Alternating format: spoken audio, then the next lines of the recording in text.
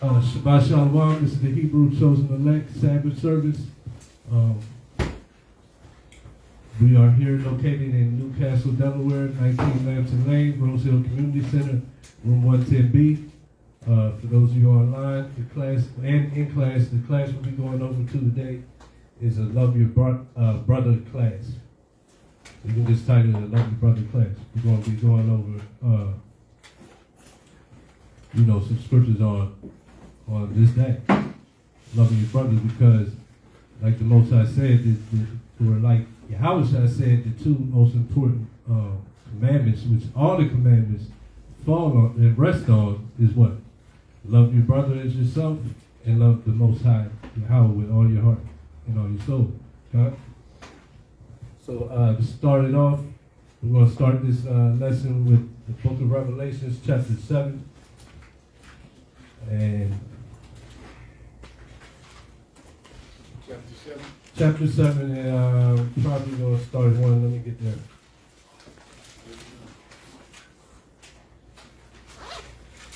Yeah, I'm going to start at Revelations chapter 7 and verse 1. It reads, "And after these things I saw 4 angels standing on the 4 corners of the earth, holding the 4 winds of the earth, that the wind should not blow on the earth, nor on the sea, nor on any tree. And I saw another angel ascending from the east, having the seal of the living God. And he cried with a loud voice to the 4 angels, to whom it was given to hurt the earth and the sea." So as we see here, in case, everyone doesn't know, this is the last days, and this is the angels. They're holding back destruction. The destruction that we see coming on the earth, the 4 angels are holding it back for a reason and purpose. And it's going to tell us as we read on. Verse 3 saying, "Hurt not the earth, neither the sea, nor the trees, till we have sealed the servants of our God in their foreheads." So the Most High, he's having the angels hold back this destruction to come until his servants is sealed, the elect are sealed. That's the 144,000 we're reading about. The elect, that everybody that's in this truth and in this walk is striving to be, right? And verse 4, "And I heard the number of them which were sealed, and there were sealed 144,000 of all the tribes of the children of Israel." And then it goes down, so 12,000 is sealed from every tribe. So there's 12 tribes of Israel. I think we all know that. And 12,000 were sealed out of each one. So from there, it said that they're holding the winds back, they're holding the destruction back until the elect are sealed. So who knows what the elect are sealed with? Is it Christianity? No. Is it Islam? Is it No. just, I believe in Christ, he died for me, and that's it? No, right? Who knows what the seal is? Isaiah 8 and 16. Matter of fact, before we go there, let's go to 2 Ezra 2 and 40.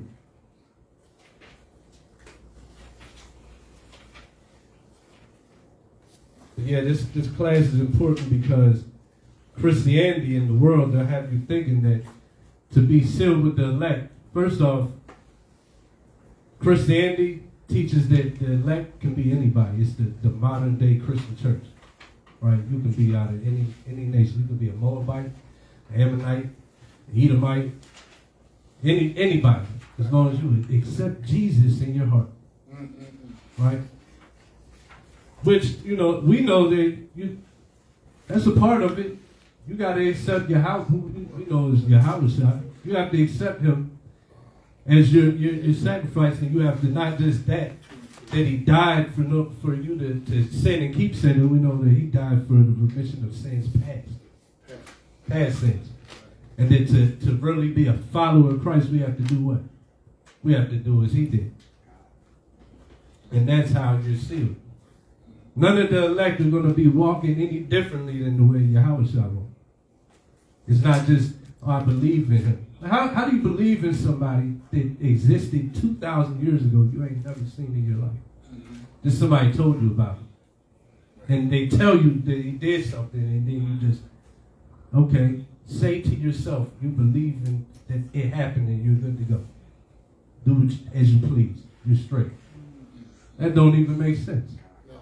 The way you would show that you believe in somebody and what they did 2,000 years ago would be to follow what they said at least. And to walk as they walk. That's right. You can't call yourself a blood if you're not walking as other bloods walk. Right? You can't call yourself a blood if you hang out with Crips all day. Look out, man. Right. And you giving them all the secrets. And you setting up, it's just, you can't do it in the world the same thing. When you come into the truth, into the Most High graces and back into his glory and all those things we read about, it means you have to do what? Walk accordingly. A man is going to cleave to his like. So if you're cleaving to this, if you're cleaving to the Most High, it has to be your like. Meaning you're doing the same things. And that's what it being sealed with the elect, being part of the elect is. Coming back and walking accordingly. The same way Christ walked. And, we read that in Revelations, but we can get the account in 2nd Ezra. So I think I said chapter 2, verse 40. Because Ezra also prophesied this. That's another thing the Christian church has, believing that the Apocrypha ain't book. But Ezra prophesied of the same thing John did in Revelation. Mm-hmm. And he prophesied of the Son as well. So if he prophesied of the Son, how can the Apocrypha not be book? Right? So let's get the account of Ezra for the 144,000. And we'll start at 38 actually. And it reads, 2nd Ezra chapter 2, verse 38. Arise up and stand. Behold the number of those that be sealed in the feast of the Lord. So we just read about that in Revelations. The sealing of the elect. So Ezra is saying, behold the number of those that are sealed. Those are 144,000 elect of the 12 tribes of Israel. Verse 39. Which are departed from the shadow of the world, and have received glorious garments of the Most High. So he's saying the same things that the whole book is saying, and we teach every single week. We try to exercise every day, and that's what? Fleeing the shadow of this world. Changing from following the ways of the world and our old ways and walking in that new path, in the light, in the laws of the Most High. Right?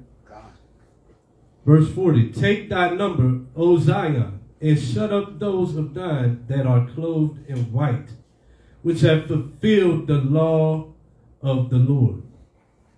So these elect, and even those of, you read down in Revelation, there's another multitude, right? So the elect, and then that numerous multitude after the elect, will be fulfilling the law of the Lord. And what did Christ say? All the law and the commandments, what do they fall on? Loving your brother and loving the Most High God. So that's the purpose of going here first, because as I started the class with, nobody comes in this thing and finds out about the elect, and that's not your goal. And at least if you gotta, I don't see how you could come in this and it not be your main goal to be part of the elect. Like, how can you not make that a goal? If that's not your goal, you know what might happen? You might just fall out of this thing. Because you're telling yourself that I'm not that. That's what it really is. But back to the point. Love the Most High. Love your brother with all your heart. Could I make a point? Yeah. Also, he was reading about the elect, right? The elect is 144,000, 12,000 out of each tribe. Yeah. But then you have, of course, after that, you have the third, the Most High said he's going to deliver along with the elect. You got to remember, the elect is just governing body. The governing body. Yeah, like a governing body, like the administration. Yeah. Of Hamashiach Yahushua. Down to verse 9, he says. Right, they're the leaders, they're the rulers. Understand? So it's not just the elect, but it's also, like the scripture says, 1/3 is going to be delivered out of Israel. So you also have them. But you got to remember, the scriptures do say, even though the elect's going to have, that spiritual power and all that stuff, the scriptures say, the least shall be like King David. Okay, so strive to be, as the scripture says, love thy brother. You know what I'm saying? Yeah. First love the Most High, Yahweh, but then love thy brother, honor thy brother. Come together as much as possible into that brotherhood, that fellowship with that brother, because that's the main goal that Yahweh is looking for us when we talk about come together and strive into that brotherhood. Is us coming together and loving one another, nurturing one another. So when he says bear one another's burdens, he means loving one another, help one another, caring for one another. So that is what Yahweh is looking for us as far as forming a nation. So that's one of the main goals. If we step away from that, then Yahweh said he's going to spew you out of his mouth and not deal with you. So we have to understand that. So that's important. But again, that 144,000 also, you got to remember, they were like the first fruit. Right. So Yahweh being the initial first fruit, and then after that you had 144,000, and then you have the elect after that. Mm-hmm. And so everything in its proper order, the scripture said. Understand? So go ahead. Yeah, and that's facts. That's a good point. The elect, because Israel's the elect. So the 144,000 is, just the elect of the elect. That multitude, they're still also the elect. Right. That's why the Israel was meant to be the top, the representative of the Most High on earth. We obviously, that's not us now, but that's what we come back to. And actually, as we read down here, it's going to touch on some of the points you made as well. Verse 41. The number of thy children whom thou longest for is fulfilled. Beseech the power of Yahweh, that thy people which have been called from the beginning may be hallowed. And who was that? That's Israel. Israel was called from the beginning. And it said the number of thy children thou longest for. So it's 144,000, and then that multitude after. Right. As well. Verse 42. I, Ezra, saw upon the Mount Zion a great people. Here we go. That multitude of great people, whom I could not number. So Ezra couldn't even number this people. He was seeing Israel come back. He saw the elect that John saw. He saw that multitude, a number he couldn't even number. They all fulfilled the law of the Lord. And they all praised Yahweh with songs. And verse 43, in the midst of them, there was a young man of a high stature, taller than all the rest. And upon every one of their heads he set crowns. And you were saying something about being kings, right? Mm-hmm. Exactly. So this is us coming back. We're going to be made kings of the earth again. Kings and priests. Yahweh is going to give us his made endured and fulfilled his law. He's going to put crowns on our heads. And was more exalted, which I marveled at greatly. Okay, so again, you make a point. We're going to go somewhere else. Because also you got to remember, not everybody's going to have exclusive right to that. If you notice what he said, is that great multitude. Yes, the 144,000, that great multitude, but not everybody's going to be included in that. A lot of our people are going to not be able to make it to that point where Yahweh is honoring them as being able to make it through the tribulation, the tribulation period, or Jacob's trouble. Understand? That's why those crowns were put on the head, because they were able to make it through. So it tells you wide is the way that lead up to destruction, but narrow is the path. So not everybody's able to go through that narrow path and make it through. So you got to remember, that's why it's a blessing. If the Lord bring you into the truth and knowledge of the truth now, the true knowledge now, that's a blessing. So the Lord is what he says, he's calling you now, but he's calling you to, so that you could be able to prep yourself for the tribulation period, so you can establish a foundation yourself. Because when that tribulation period comes, your faith is going to be tested. Oh yeah, it's going to be tested. Yes, sir. See? Understand? So, but it's going to be tested as you knowing that you're an Israelite, not as a Christian or a Muslim. Understand, most I don't care about that. As an Israelite, it's going to be tested. So that's what we all got to get prepared for. That's why, remember the parable of the 10 virgins? Right. You got to get prepared for that. Right. Five were able to get their light prepared, right? Their lanterns and all that stuff prepared. Right. So they could see through the light. Understand? Because the prep of the tribulation period that's going to come. And when, of course, when Yahushua came, right, in that parable, 5 were prepared and 5 weren't ready. But all 10 knew the truth. Amen. All 10 of them knew that Yahushua was coming. Understand? So you got to look at that. Yeah, that's a good point. And it really, that parable, it shows the importance of these classes. Right? A lot of these classes, they really, we go through and they repeat. You know, a lot of these classes become the same things being going over again, the same scriptures. But you got to have them things banged into your brain, though. Because that's how you fill your lamp with that oil. Right? Them other 5, they came to some classes. They read the book sometimes. They did it, you know, they had their foot in a little bit. Right? But they didn't just keep on repetition. They didn't keep on enduring. They couldn't do the same thing all the time. Because that's what the world offers. The world offers you something new every day. Right? The lights, like one bar or nightclub shuts down, another one opens up. Distraction. Yeah. The music, it's always evolving. Right?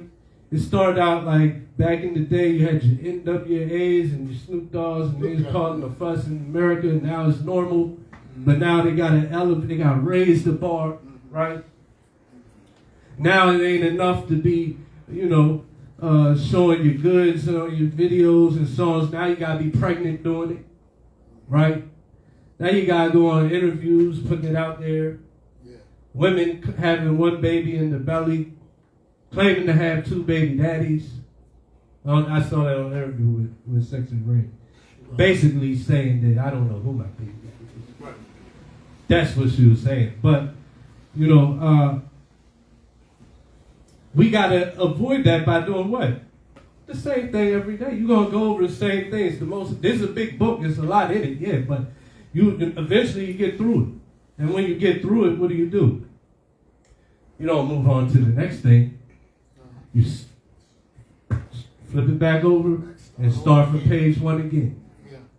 So you come to class and you hear a Brotherhood class or a temperance class or a fruits of the spirit class, and then 2 months later, it's the same class. You're supposed to be tuned in the same. Yeah, feed me the same thing again. Don't nobody turn down chicken the second time. No, sir. Right? No, sir. We eat chicken at least once a week. I do. I turn down the pork. Usually, yeah, turn down the pork. Exactly. And then repetition. Yes, sir. 6 months later, when I've been chilling off of pork and it pops up, and maybe a thought comes in mind like, you know, kind of good. You know, one time you've been good for 6 months. You still ain't folding. Hey, because what he was saying, it's a good point. But you got to remember, if you go through the whole Bible, right? I'm gonna tell you something. You can never go through this whole Bible. Because remember, the book is spiritual. Yeah. Understand? So if you can read it if you read the book from Genesis to Revelation, you really didn't really go through this book. You just read it. You just read the words. You didn't ingest it. Right. You didn't ingest it. But this, remember, this is remember it says Yahushua come in the volume of this book. So this is the testimony of the Most High. The Most High's word is pretty much infinite. You can go through Genesis to Revelation, but still not know the book. There you go.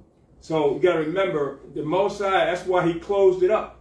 That's why it says precept upon precept. Because what you learn in Genesis, right, you got to go to another precept to get understanding of what you learned in Genesis. Yeah. So you may be in Genesis for, 10 years. Yeah. Understand what I'm saying? Yeah. So it's precept upon precept. You're learning in stages. So therefore, the brothers teaching the class now, right? And you may take all the notes and everything and go through all those scriptures. Right. But now, another brother, Yakanan, may come another couple of weeks from now and go through some of those same scriptures, and you'll learn something different. Why? Because the Spirit of the Most High and the talent and gifts of the Most High put in one brother, he put something different in another brother. Right. By the same scriptures. By the same spirit. It's a different spirit, understand? Yes. So that's why we understand, we learn in stages. You're not going to learn everything in one day. You know, you're an Israelite for life, forever, through eternity. So you're not going to learn. And the Most High said, I'm the same yesterday, today, and forever. Forever. So if you notice that the scriptures go from past, present to future. In one or two verses, the Most High go from past, present to future in one or two verses. So we got to understand that we got to be patient. Amen. And everybody is trying to be fast in this thing, understand? And trying to obtain the scriptures in a speedy type of fashion, like he's running a race, a 100-yard dash, a 100-yard meter race. You're going to find out this type of brothers normally fall out. It's the one that takes his time, that is patient, and allow the Most High to deal with them. You know what I'm saying? Because the Most High, all he got is time, right? He's eternal. Yes, sir. So what are you in this thing for a race for? So what you get from this brother today, you'll get from a different brother next week. And sometimes that brother may bring out some of the same scriptures. But you're going to learn something different from those same scriptures. All right? So that's how you got to look at this thing, man. It's we learn in stages. What we knew when I first came in back then in 1984, and through some of the same verses and scriptures, the Most High is taking to a higher level. All right? Through some of those same scriptures. And I had to look at it differently. Man, I read that. I got the scripture marked down and everything. But the way we read it back then is different than the way you read it today. Right? Because now the Most High's word is what? Evolving. Yeah. The word evolves. Different levels. At different levels. Do the same word. It evolves. Same word. So you can never learn it all, man. And the scripture says we see through a glass darkly anyway. Until Yahushua come, he's going to give us everything, right? So we're not going to get it all on this side anyway, but we're getting a lot. See? And another thing, because your spirit can't handle everything at once, the Most High said, okay, I'm going to give you a little bit here. You can't give a baby all the milk at once. No, sir. It's going to throw it up. And that's the way our parents used to explain it. Right. And you're right. And that's important, because if you give a brother all the scriptures and everything at one time, what's he going to do? He's going to throw it back up. Like a dog throws up his vomit, right? Regurgitate. He regurgitates it, and then he's out. He's choked out. You know what I'm saying? Choked out. Choked out. It's too much for him. So you don't want it to be too much for you, man. You want the Most High to get to you in measure. Yeah, measure. Right. Same way you got your faith. Yeah, exactly. In measures. Go ahead, Good point. Romans chapter 13, verse 8. We're going to go Romans chapter 13, verse 8 down to, I think, 12. Romans chapter 13, verse 8. Owe no man anything but to love one another. For he that loveth another hath fulfilled the law. So what we read about the elect is what they were sealed with what? The law. And he that do what? Love one another hath fulfilled the law. But what is loving another person? Keeping the law, statutes, commandments. That's keeping the law, statutes, commandments. But what you just said is what? It's an action. There's actions involved with love. See, because once upon a time we thought love was, hey, I just feel something inside for you. I love you. But I can't stand you. But I still love you, brother. Like, yeah, I robbed him last week, but man, I love him, but I needed to eat, though. Yeah. So that's not love, though. Love worketh no ill towards his neighbor. But we didn't know that. The world doesn't know that. Rebuke that neighbor. You were saying rebuke that neighbor. We going there. Con. Yes. That's love as well. Yeah. But like the point I'm making though is it's action. Love is an action word. It's not a feeling word. Rebuke thy neighbor, that's one of them. We're going to go through it. And part of this class is going to be on that. That's a trait of showing love. But we'll get there. Verse 9. For this thou shalt not commit adultery. Thou shalt not kill. Thou shalt not steal. So Paul, writing to the Romans, he's going through what? He's going through a list of the law of Moses. Because the law of Moses was what? It taught how to love your brother and love God. Yeah. So that does away with the law of Christ versus the law of Moses. Right? But that's not what this class is about. No. But the law that we read about from the beginning of the book, and then even the prophets and all the writers, they go back to what? Showing you how to love your brother. So thou shalt not commit adultery. Thou shalt not kill. Thou shalt not steal. If you do these things, you'll be loving your neighbor as yourself. Thou shalt not bear false witness. Thou shalt not covet. And if there be any other commandment, it is briefly comprehended in this saying, namely, thou shalt love thy neighbor as thyself. Love worketh no will to his neighbor. Therefore, love is the fulfilling of the law. And that knowing the time, that now is high time to awake out of sleep. What did we read about in Revelation 7? The angels are holding back the destruction. For what? Until the elect are sealed with the law.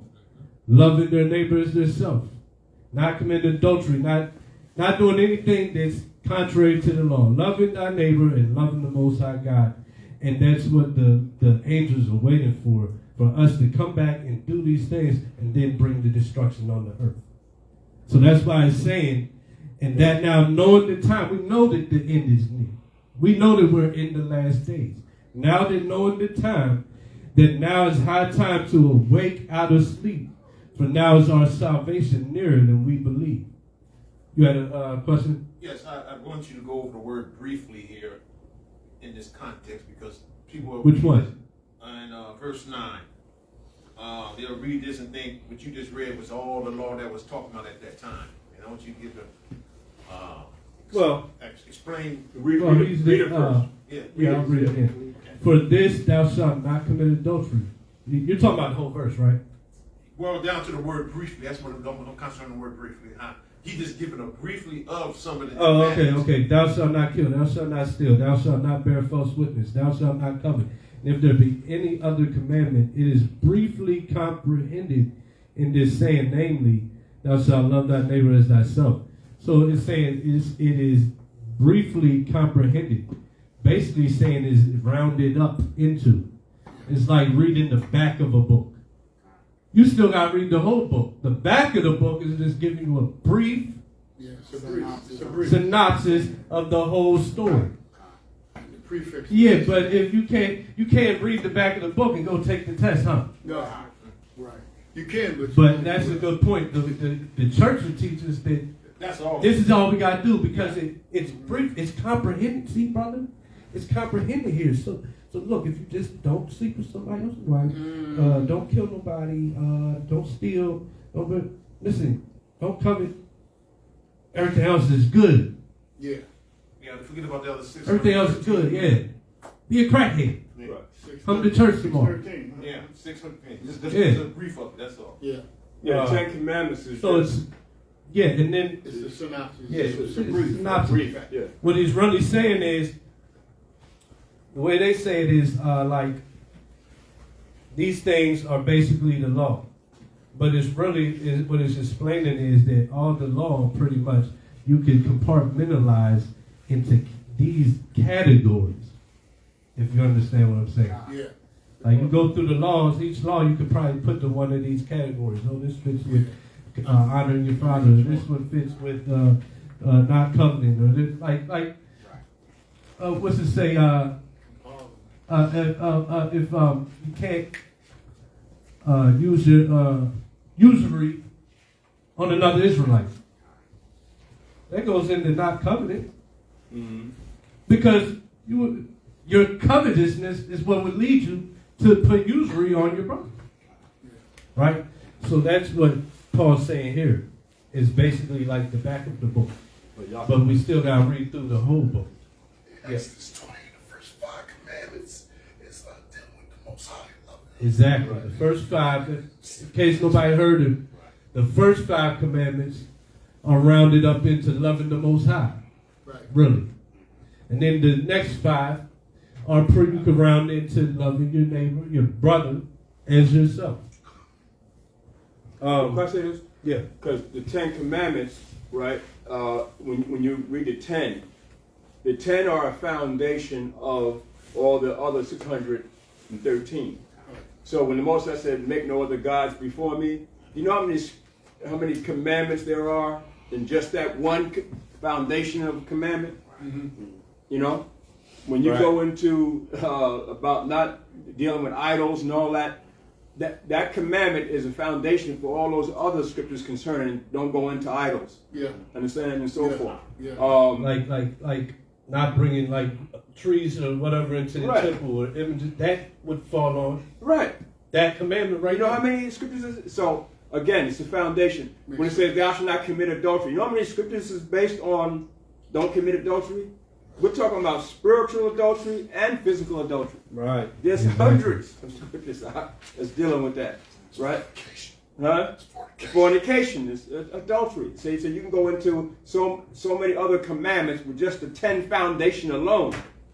It's really phenomenal how the Most High did it. But he gave Moses what? Just those 10. Yeah. And then we were in the trucking in the wilderness. He gave us what? The whole 613. Yeah. And then even after that, when Yahushua comes on the scene, he gives us what? The gospel. That's based off what? The 10 commandments. There's more in the gospel that's based on the 10, right? Mm-hmm.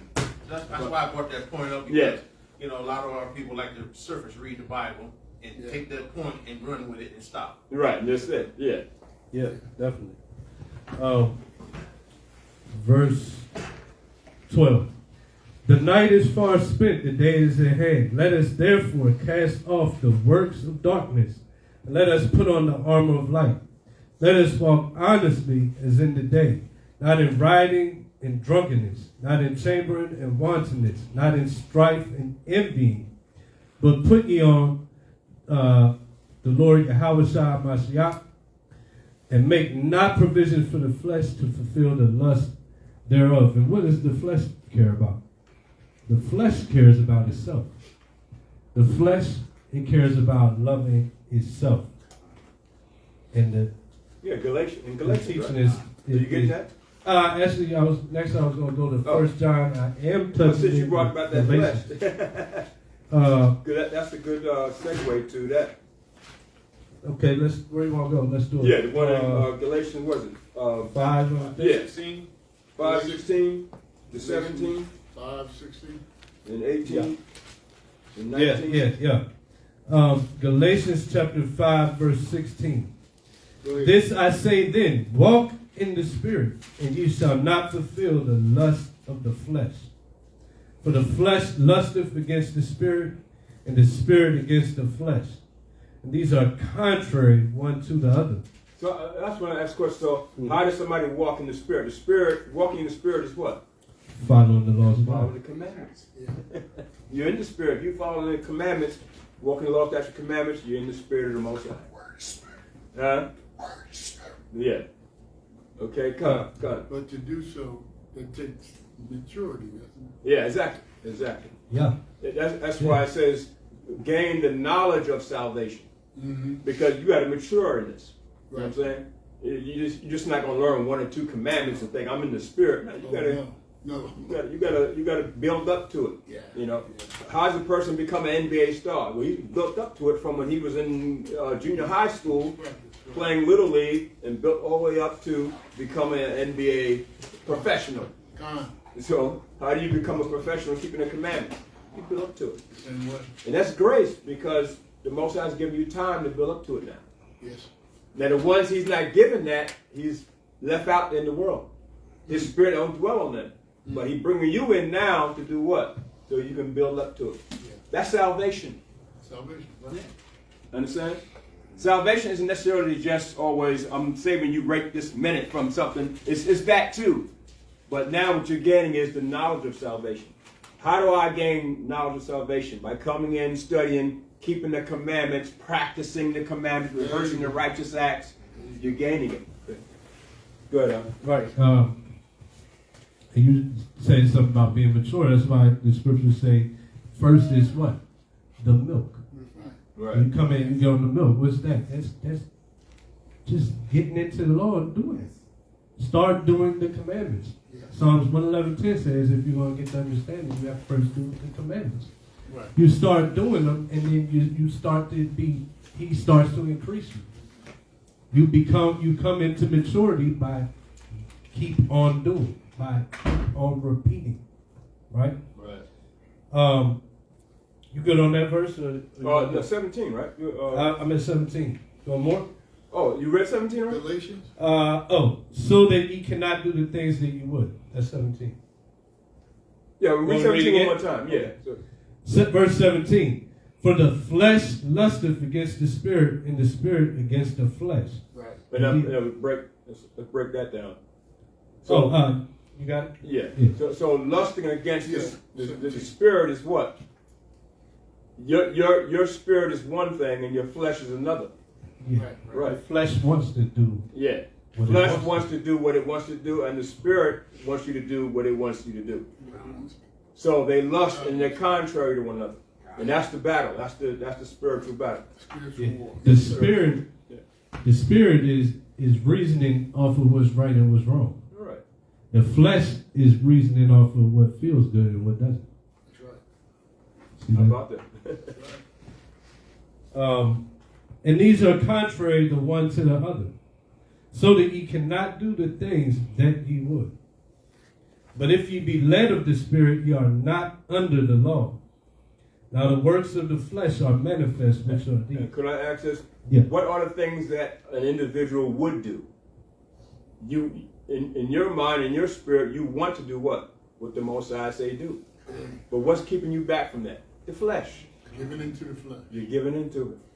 And that's where, like Paul said, I got a thorn in my side. Mm-hmm. And you give into your little faults here and there. You give into it sometimes because you're fighting a war. Yes. Yes. Daily. And sometimes in that spiritual battle, you don't always win. But that's where Yahushua said, my grace is sufficient for you. Because Yahushua knows that sometimes you're going to, give into it. But don't let your sins weigh you down now. Right? You got to fight that fight. So even though Paul had a little thorn here, still he maintained what? His authority over his body. See? He maintained it. There's a little fault here and there. Okay, that's not going to stop him from doing what the Most High wanted to do. So that's why the Most High said, okay, I know you got that fault, but still do what I say do. And that's what we're supposed to do. Is David the same way? Yeah. Brothers let their little faults stop them. And then they feel so consciously guilty. I can't come today, brother. I got this to do, got that. You know what I'm saying? And give excuses, right? Yeah. And then there you go. That's what Satan wants. Exactly what he wants. That's what he wants. He wants his soldier back. He wants his soldiers back. But did Yahushua stop? The example I always say is Yahushua, right? Christ. Yes. He was the example. Did he stop? Don't think Yahushua had little temptations and feelings? He was in the flesh now. But he never gave in to him. And when he felt that he needed to go pray, what did he do? He stepped aside, told the disciples, wait here, I'm going to go over here, and I'm going to go pray. Then he comes back, ready for the battle, right? Go out there, there's 5,000 you got to teach now. Ready for the battle. You got to do the same thing. Same thing. See? We got to do the same thing. Yes, Right? sir. Don't give up. I don't know why we give up so easy. And we say, oh, the Lord got me. Lord, yeah, but the Most High got you in what? And continuing his what? Work. Yeah. Teaching, prophesying, whatever you got to do. Legacy. And be an example of your gift in Yahushua. Don't bury your talents. That's a no-no. Don't do it. Don't do it. Don't bury that talent. He'll spew you out. That's why you're in this earth. Everybody's a talent. Men have a talent, spiritual talent. Women have a spiritual talent. And children got a spiritual talent too. Oh, yeah. We all do. Most I said in the last days, women shall prophesy. Yeah. Men shall prophesy and display their gifts, from the Most High. The only thing a woman's not supposed to do is teach men, is teach congregations. But she can still prophesy now. Right. A woman can still prophesy, right? As long as she do it in the right order. Right? So we all have a gift, but if you bury that gift because you got a little fault here and there, or whatever, then the Most High said, no, you didn't do what I tell you to do. See? And that's why he can say, well, then that what you have, I'm going to take what you have and give it to the next brother. And you're going to be out there talking about the Sabbath is on Monday, which we had examples of that, right? We had examples of that. Or brothers going back into eating pork, and we see that now, right? You see the videos, right? Whole camps talking about it's all right to eat pork and all that stuff. This is what you have. Most I take the spirit from them and give it to a brother that has 10. Now this brother got 10 or even more. Right? Because why? He's doing what the Most High said. Yeah. Right? Looking in the will of God. Yeah, go ahead. When you had mentioned about some of them will fall, and we're not talking about on the level that you see your so-called brother T.D. Jakes is on. No. Right. Oh, no. No, We're not talking about that level. Yeah. No. Because he's doing it every day. Right. And going to church on Sunday and using repentance. Right. But we got to remember, he's out in the world. Yeah. We're talking about when you come into the understanding and knowledge of the truth. The truth. There's a difference now. Yes. The Most High is exposing him, okay, because there are a bunch of lies and they're not teaching the truth anyway. So, and Most High is still having them fall, okay? But still, we're talking about brothers who come into the knowledge of the truth. They know they're Israelites, right? They know they're the chosen. They know they're Hebrews. So now, what does Yahweh Shai require for you to do, right? It's like he brought Paul, when he brought Paul in, right? Paul on the road to Damascus, what happened? Right?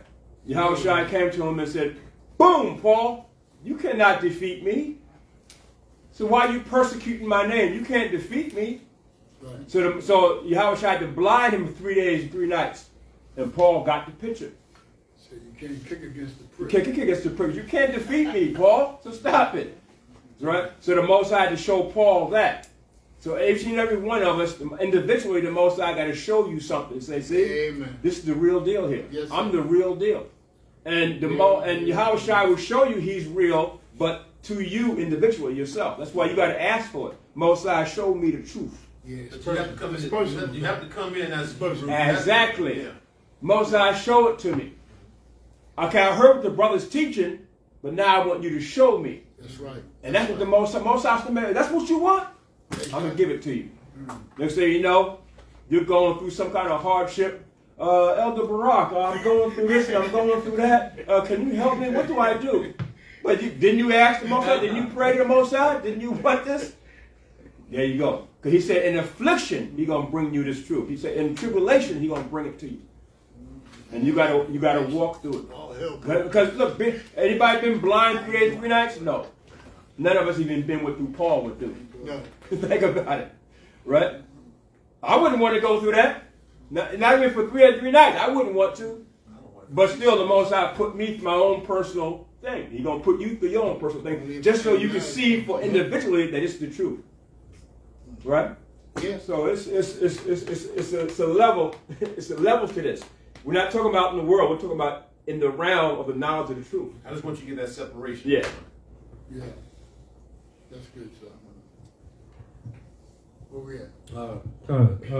You want more on that? No, that's it. That's it. Yeah. From there, let's go to 1 John chapter 4, verse 7.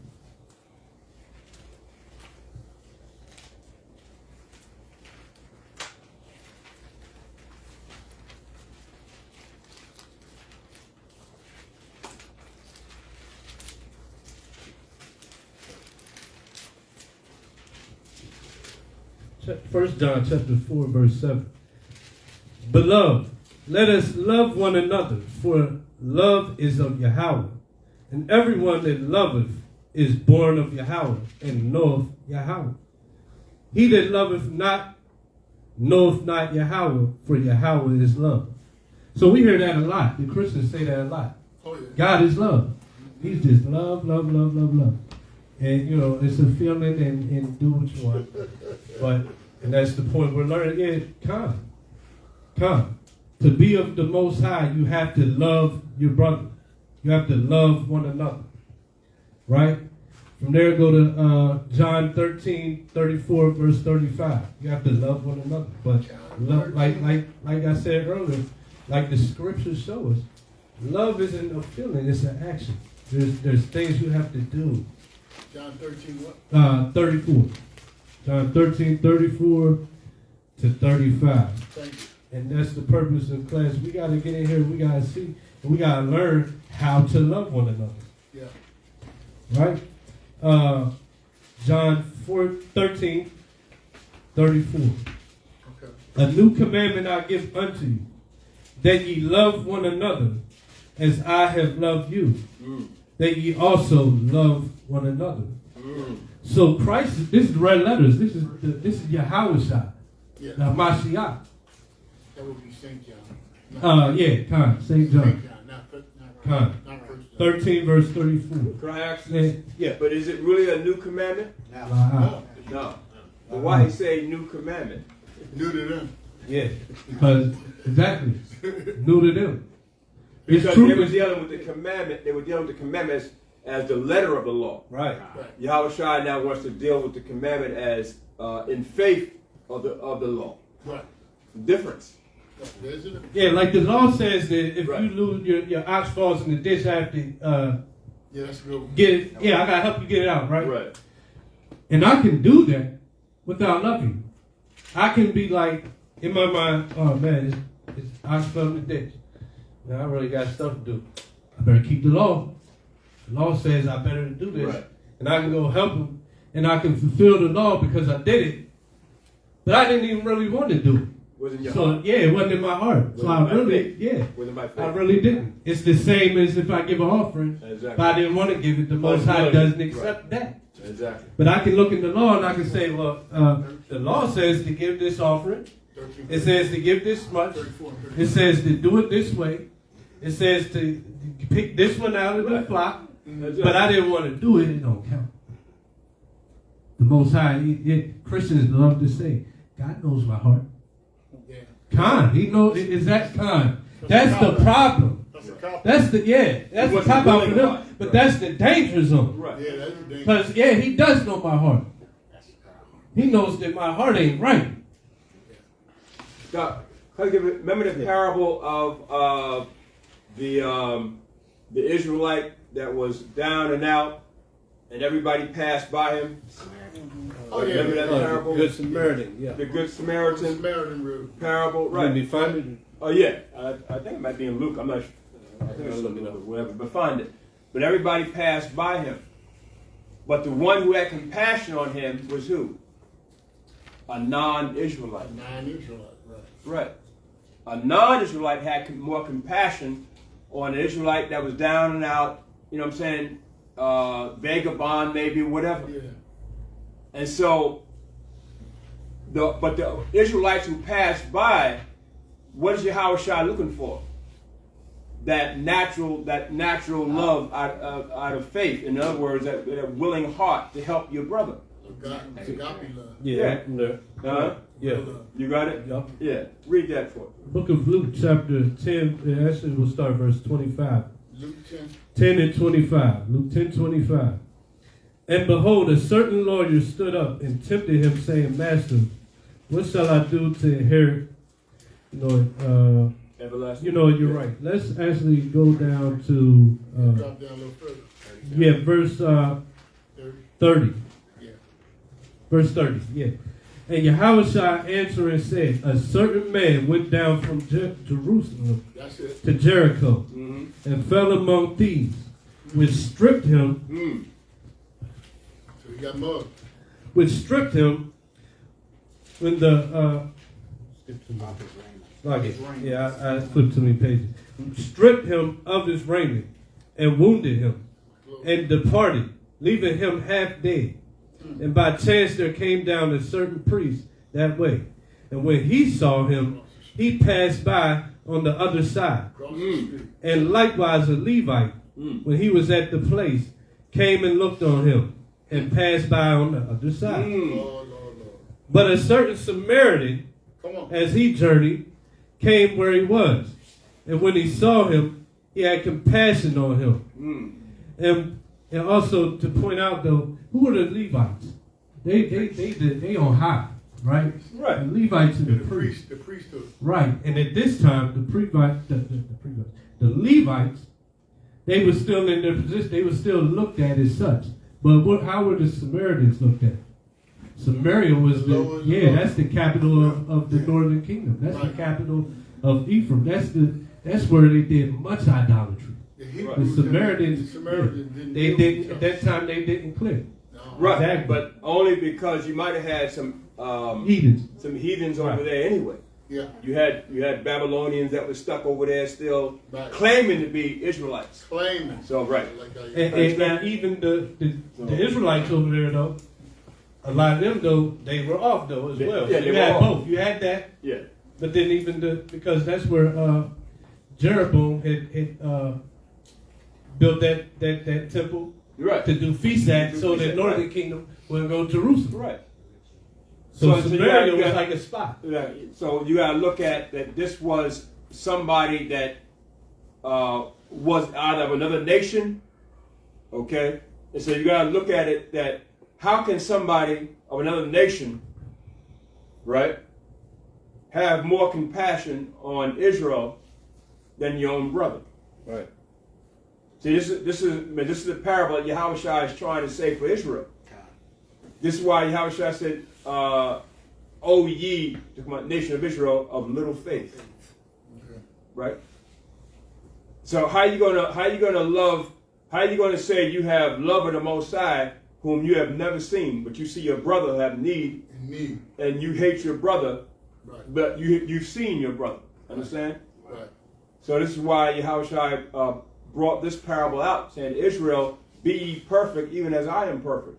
In other words, that's why I said the two greatest commandments: love the Most High and love thy brother. And that's the two greatest commandments. And we missed it. We missed both. We stopped both. Yeah. And also they can explain in a way that it's a work. Yeah. So I can use the law to say that I'm not to work on the Sabbath. Right. Whatever that day Isn't that something? Right. Yeah. Yeah. That's why you brought up the piece about the oxen.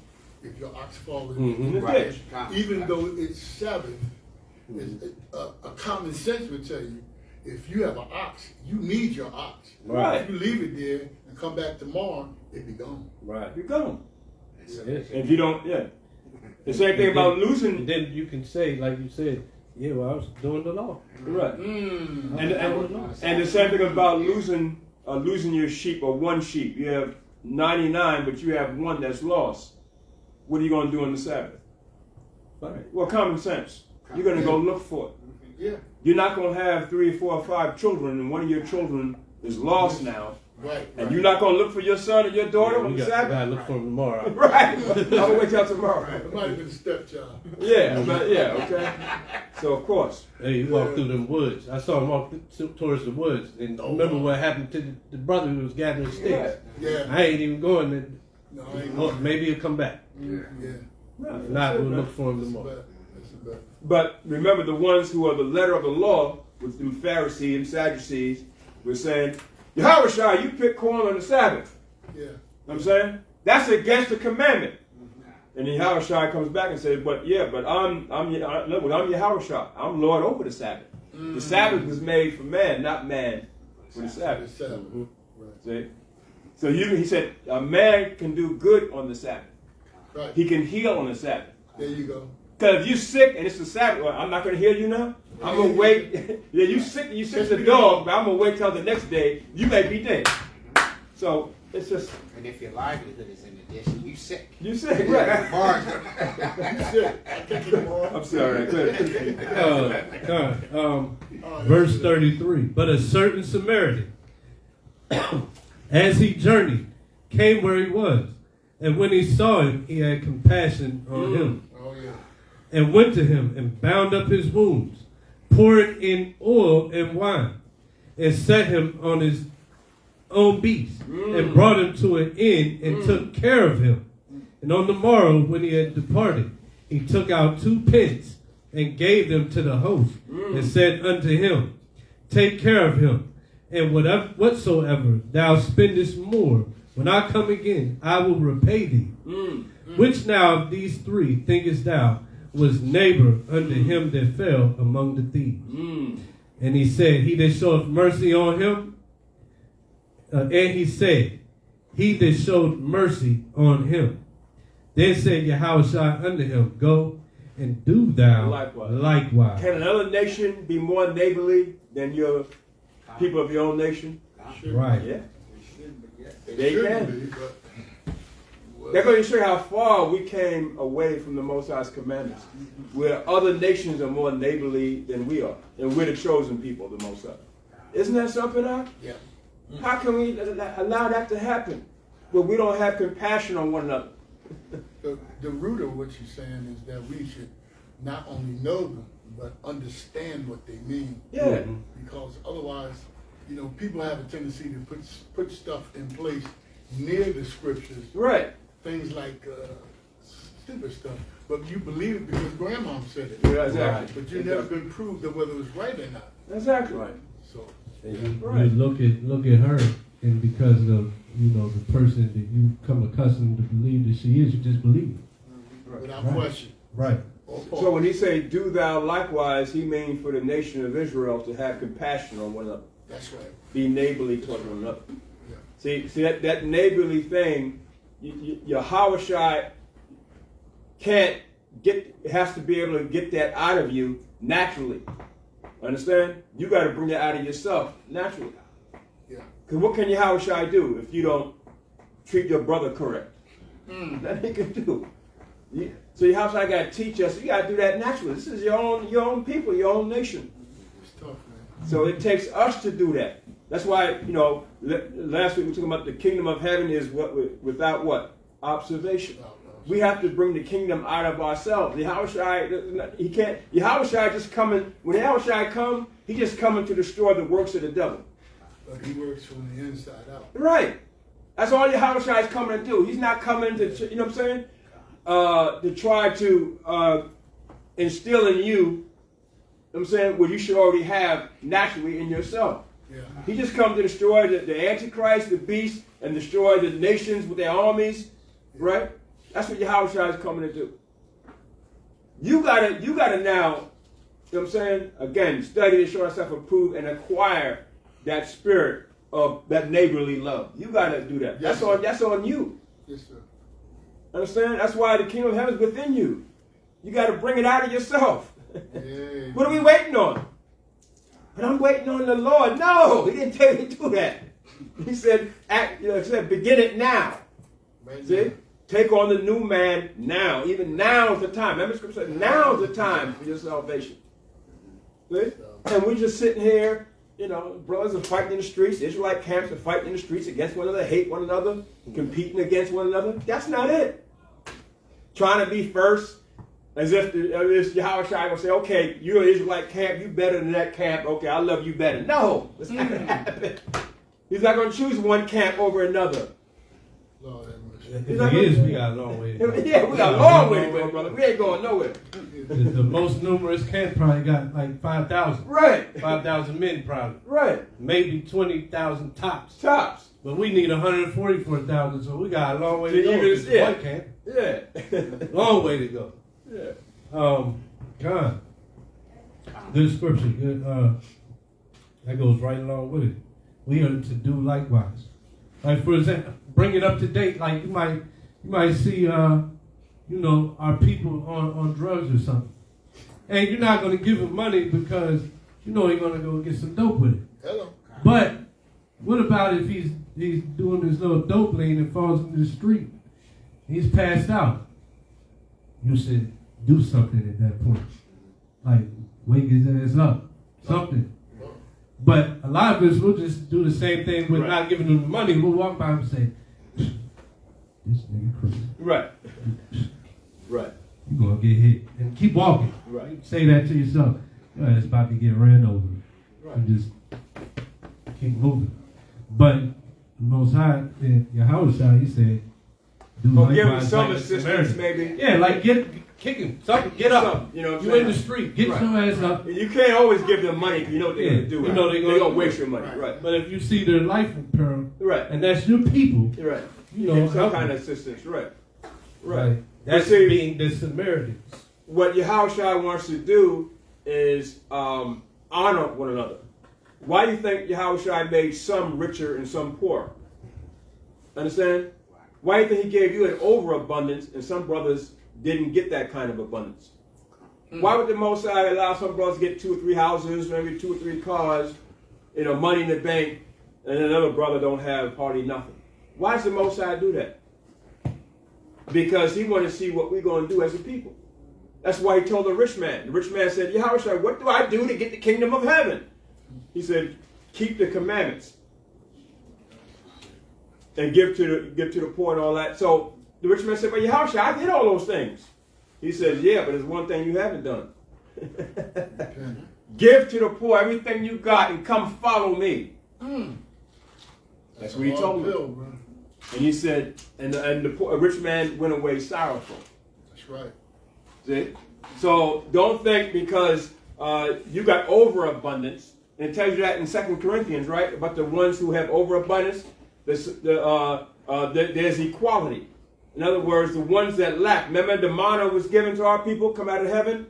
The ones that lack had a supply of their want, and the ones that had abundance had a supply, an oversupply for the ones that maybe lacked. So the Most High blessed you with more to see what you're going to do for your brother that doesn't have as much as you. Because I don't see no other reason why the Most High would bless somebody with more overabundance. Why would the Most High do that? You ain't that special. Nope. You ain't that special to have 10 houses and all this stuff, and just so you can die with it all, you can't take it with you. So why does the Most High bless some of us with more and some of us not as much? Why did the Most High put that curse on the blind man? And it was nothing he did in his former life, nothing his father or mother did, but he blessed him, he cursed him with blindness for the sake of the kingdom of heaven's sake. So when Yahushua came at that time, so Yahushua can show him that this is the miracle of the Most High, and blessed him when he was able to see. So if the Most High bless you with overabundance, it's your duty to see to it that the ones of us that lack get something, even if it's from you directly. So if you got 3 cars, well, and you see a brother don't have no car, well, give him one of your cars. You ain't gonna die. Look out, man. Look out, man. Right? You gonna get a new If car, you got, you got $1,000 in the bank and your brother don't have nothing, giving him $100 ain't gonna kill you, right? It's not. That's why the Most High does that. He didn't do it so your ego and pride and you got all this vanity now, and the Most High blessed me, but not you, so you get away from me. Most High didn't mean for you to do that. See? Who are you to think that you better now? You ain't better. You know what I'm saying? It's up to, and the Most High wants us as a people what we're going to do.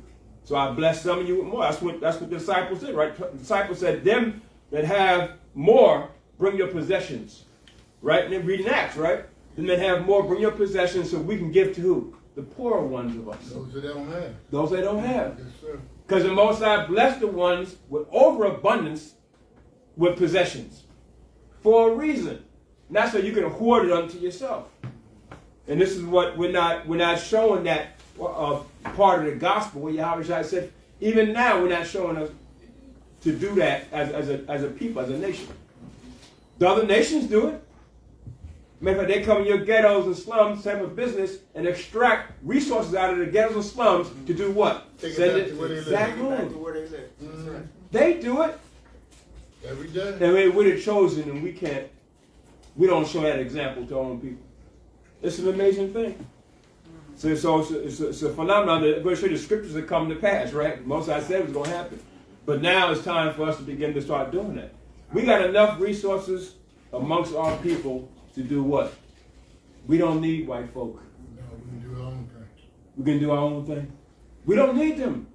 We got enough lawyers, doctors, architects, construction workers, plumbers, electricians. We don't need Esau no more. No. We have enough.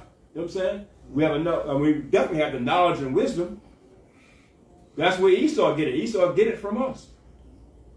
So how come we don't bring it together and understand? Because we allow the worldly materialism right, get in our way. And our vanity and our pride and all that get in our way. Well, I'm better than you, so you down here, I can't help you. See? What can we do to reiterate trust between us as a people? It's been going for a long time. Yeah. Yeah. Well, that's what the gospel, the Messiah is saying as far as what the gospel is saying. Mm-hmm. The gospel is saying, and he read the scripture, a new commandment I give thee. Mm-hmm.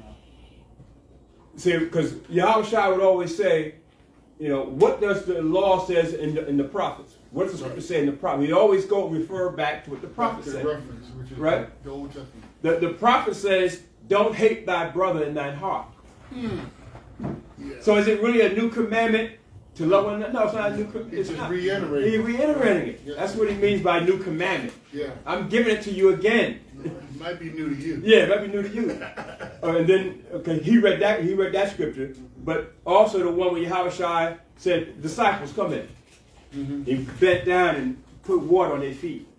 Peter said, Yahushua, no, don't wash my feet. He said, if I don't do that, then I can't come and bring you the comforter. I can't, understand? I can't bring you the comforter, the spirit. I can't bring it to you if I don't do it. Or then he said, okay, Yahushua, then wash my whole body. Yeah. Right? Let me say that? Yeah. Because we got to wash one another's feet. Yeah. And also, you said, repeat it again. The trust. I said, what is it that we can do to reiterate or bring back the trust among ourselves? Okay, yeah, and I got scriptures for that. Come on. But what is the main thing is that's the importance of us as a people coming back to the laws of God. And it will fully be fulfilled when we as a people continue to come back. Then we will have that trust with each other because we'll understand what the teaching is from God on that. So basically what you're saying is, if I come back, then I can be a walking example. testament. You are an example. Testament. You're supposed to be an truth example. Yes. to And others. then exactly, and that's why Gotcha. we're not. I did a class a couple months ago. We're not brought into this knowledge, back into this light, just to have it. Right. Once you come back to that, you have to teach it. Yeah. You have to leave off of the milk and become seasoned. TV, you gotta You live it, that you you gotta have walk it. exactly. This is you have a job to do that. Yeah.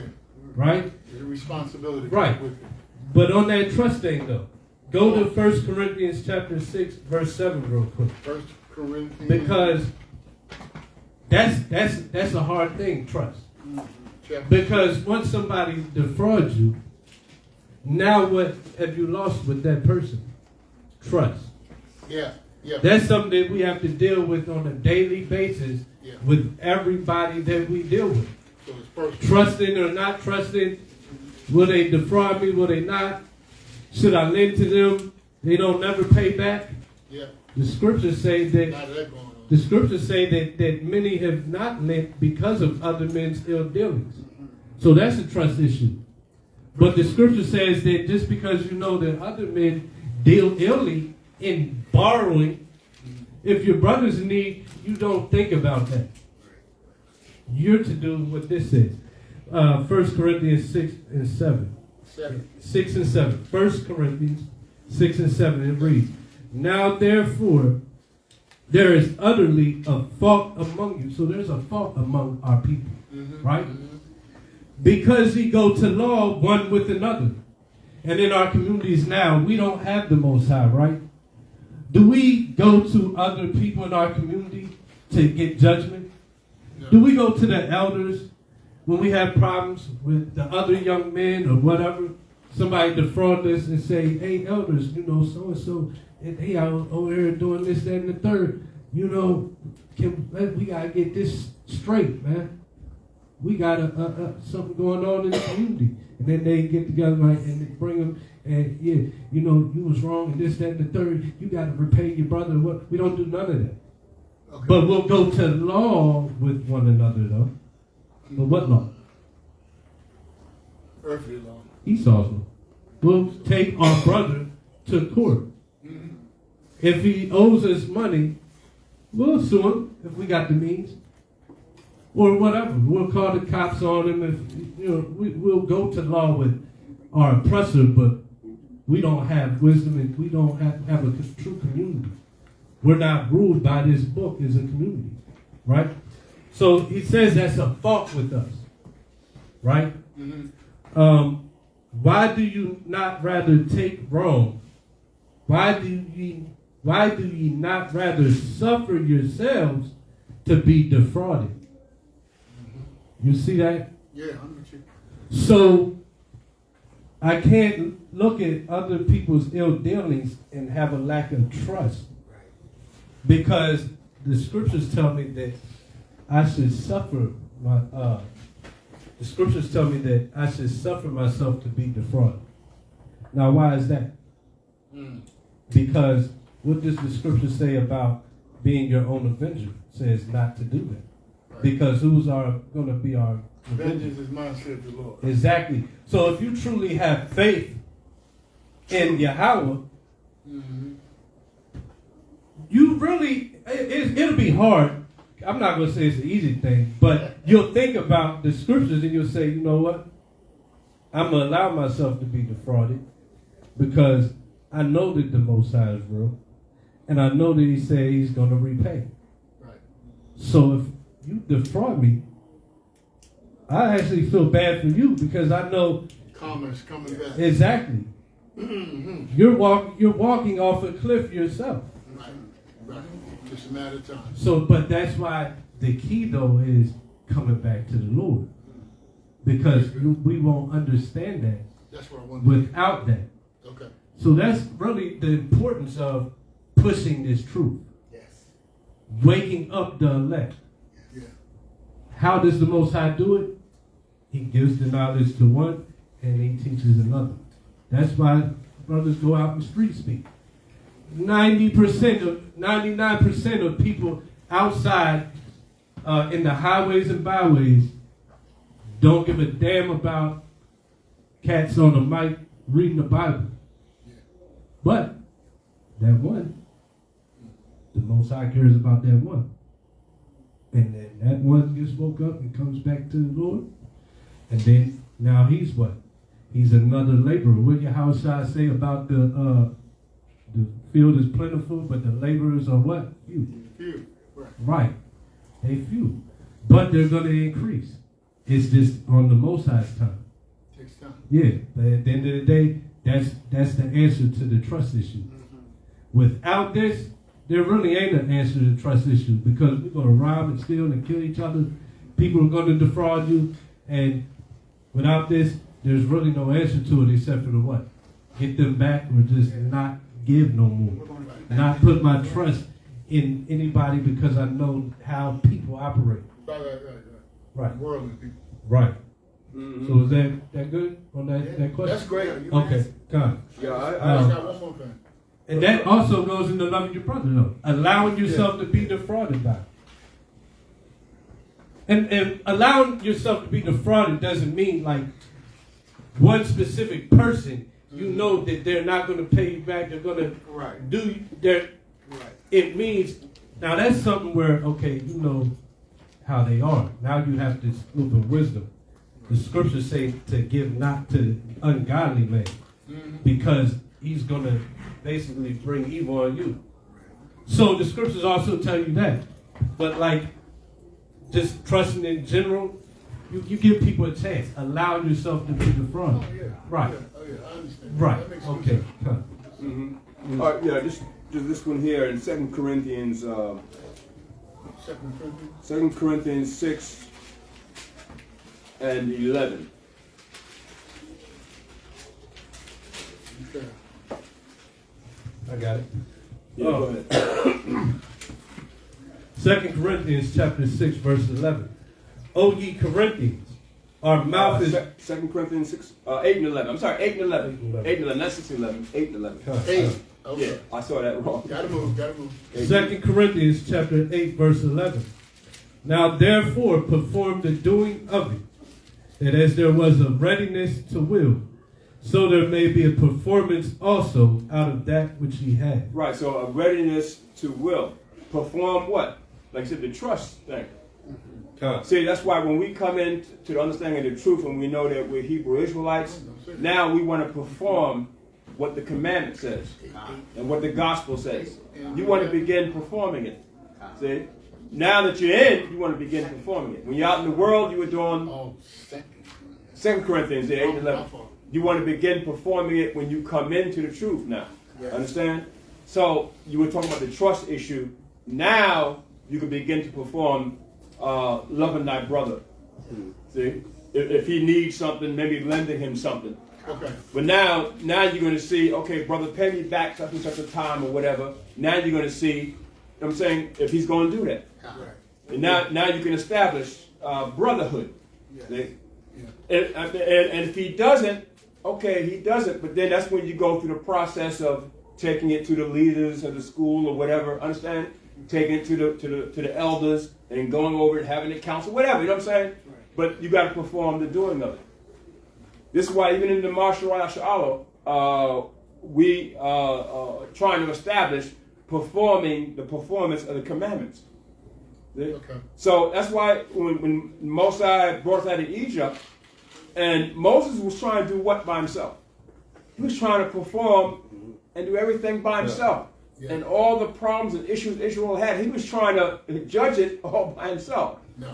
But he was trying to perform what the scriptures say too. Right. And trying to give the correct judgment. But of course, the Most High showed him, man, you're going to kill yourself trying to do it. So he had to set up officers and elders and captains, you know what I'm saying, and leaders of all the 12 tribes.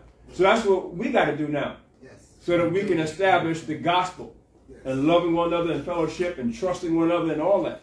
Yeah. So we got to begin to come together as a nation. And then we start to perform the doing of it. Understand? This is when it starts. It starts now. It doesn't start when, you think Yahushua is coming in the next couple of days. No, that's not that. It starts now, right? So, okay, go ahead. I'll finish that. Verse 9. 12. Verse 12. For if there be first a willing mind. See, remember the willing heart? It says your willing mind. Your mind is what? Heart. See? Yeah, your mind is your heart, and your heart is your mind. Okay. Right? It's not talking about just your heart that beats and pumps blood. It's talking about, when it says your heart, it's talking about your mind. So Yahushua, where's your mind at? Yeah, focus. Yeah. Because Yahushua, there's nothing he can do with your mind. You have to do it. You have to be willing. Right. And if you're not willing, he said, well, you can't be in this hot or cold. You know what I'm saying? You can't. There's no middle ground. Otherwise, you got to be hot or cold. Can't straddle a fence. Right, you can't straddle a fence. Right? If you're lukewarm, he's going to do what? Spew you out of his mouth. So you can't be lukewarm. You have to be hot or cold in this thing. Willing, are you willing? That's what the Most High is looking for. Are you willing? Gotta be willing. Because an unwilling spirit, that's going to do what? That's going to make it weak. That's going to make the building and the structure of it weak. Right. Because brothers in doubt, I don't know if I want to go to war. I don't know, man. I'm afraid. Well, then go home. Because now, if I'm next to you in war and you have doubt, what's that going to do? Ain't going to be no good in the fight. Ain't going to be no good in the fight. That's why the Most High tell you, them who are afraid, when Israel would gather the army for a war, go home. Just go home, man. Don't even attempt to try to. Just go home, man. You know what I'm saying? You do Israel. The Most High, he can win the war with less men than with a whole bunch of men who are afraid. Right? Because the spirit of the Most High is really in the war, right? And the book says God did not give you fear. He didn't give you fear. Right, exactly. So go ahead, Al. And he even commanded you not to have it. He commanded that. That's right. Verse 12 again. For if there be first a willing mind, it is accepted according that a man hath, and not according to that he hath not. So what do you have? Do you have the willing spirit? See? Yeah. That's why he told the one that had the one talent.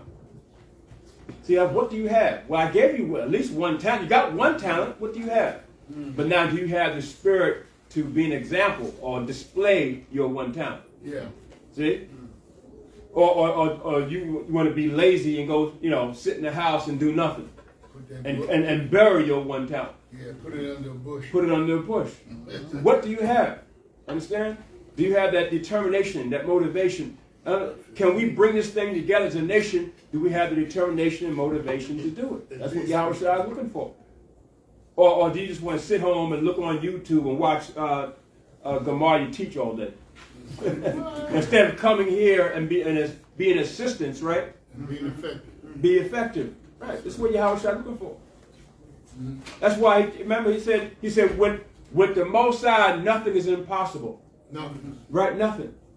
And then, remember, because he had more than 12 disciples. Remember, he had the 72. And so when Yahweh Shai said that, what did the other 70 do? They left him. He went back. They left him. And Yahweh Shai turned to the 12 and said, you going to leave me also? Well, what are you going to do now? Yeah. See, but they decided to stick with Yahweh Shai. And remember, the 70 had what? Gifts. He gave them spiritual power to do what? To cast out demons. He gave the 70 that, and they still left him. Yeah. Understand?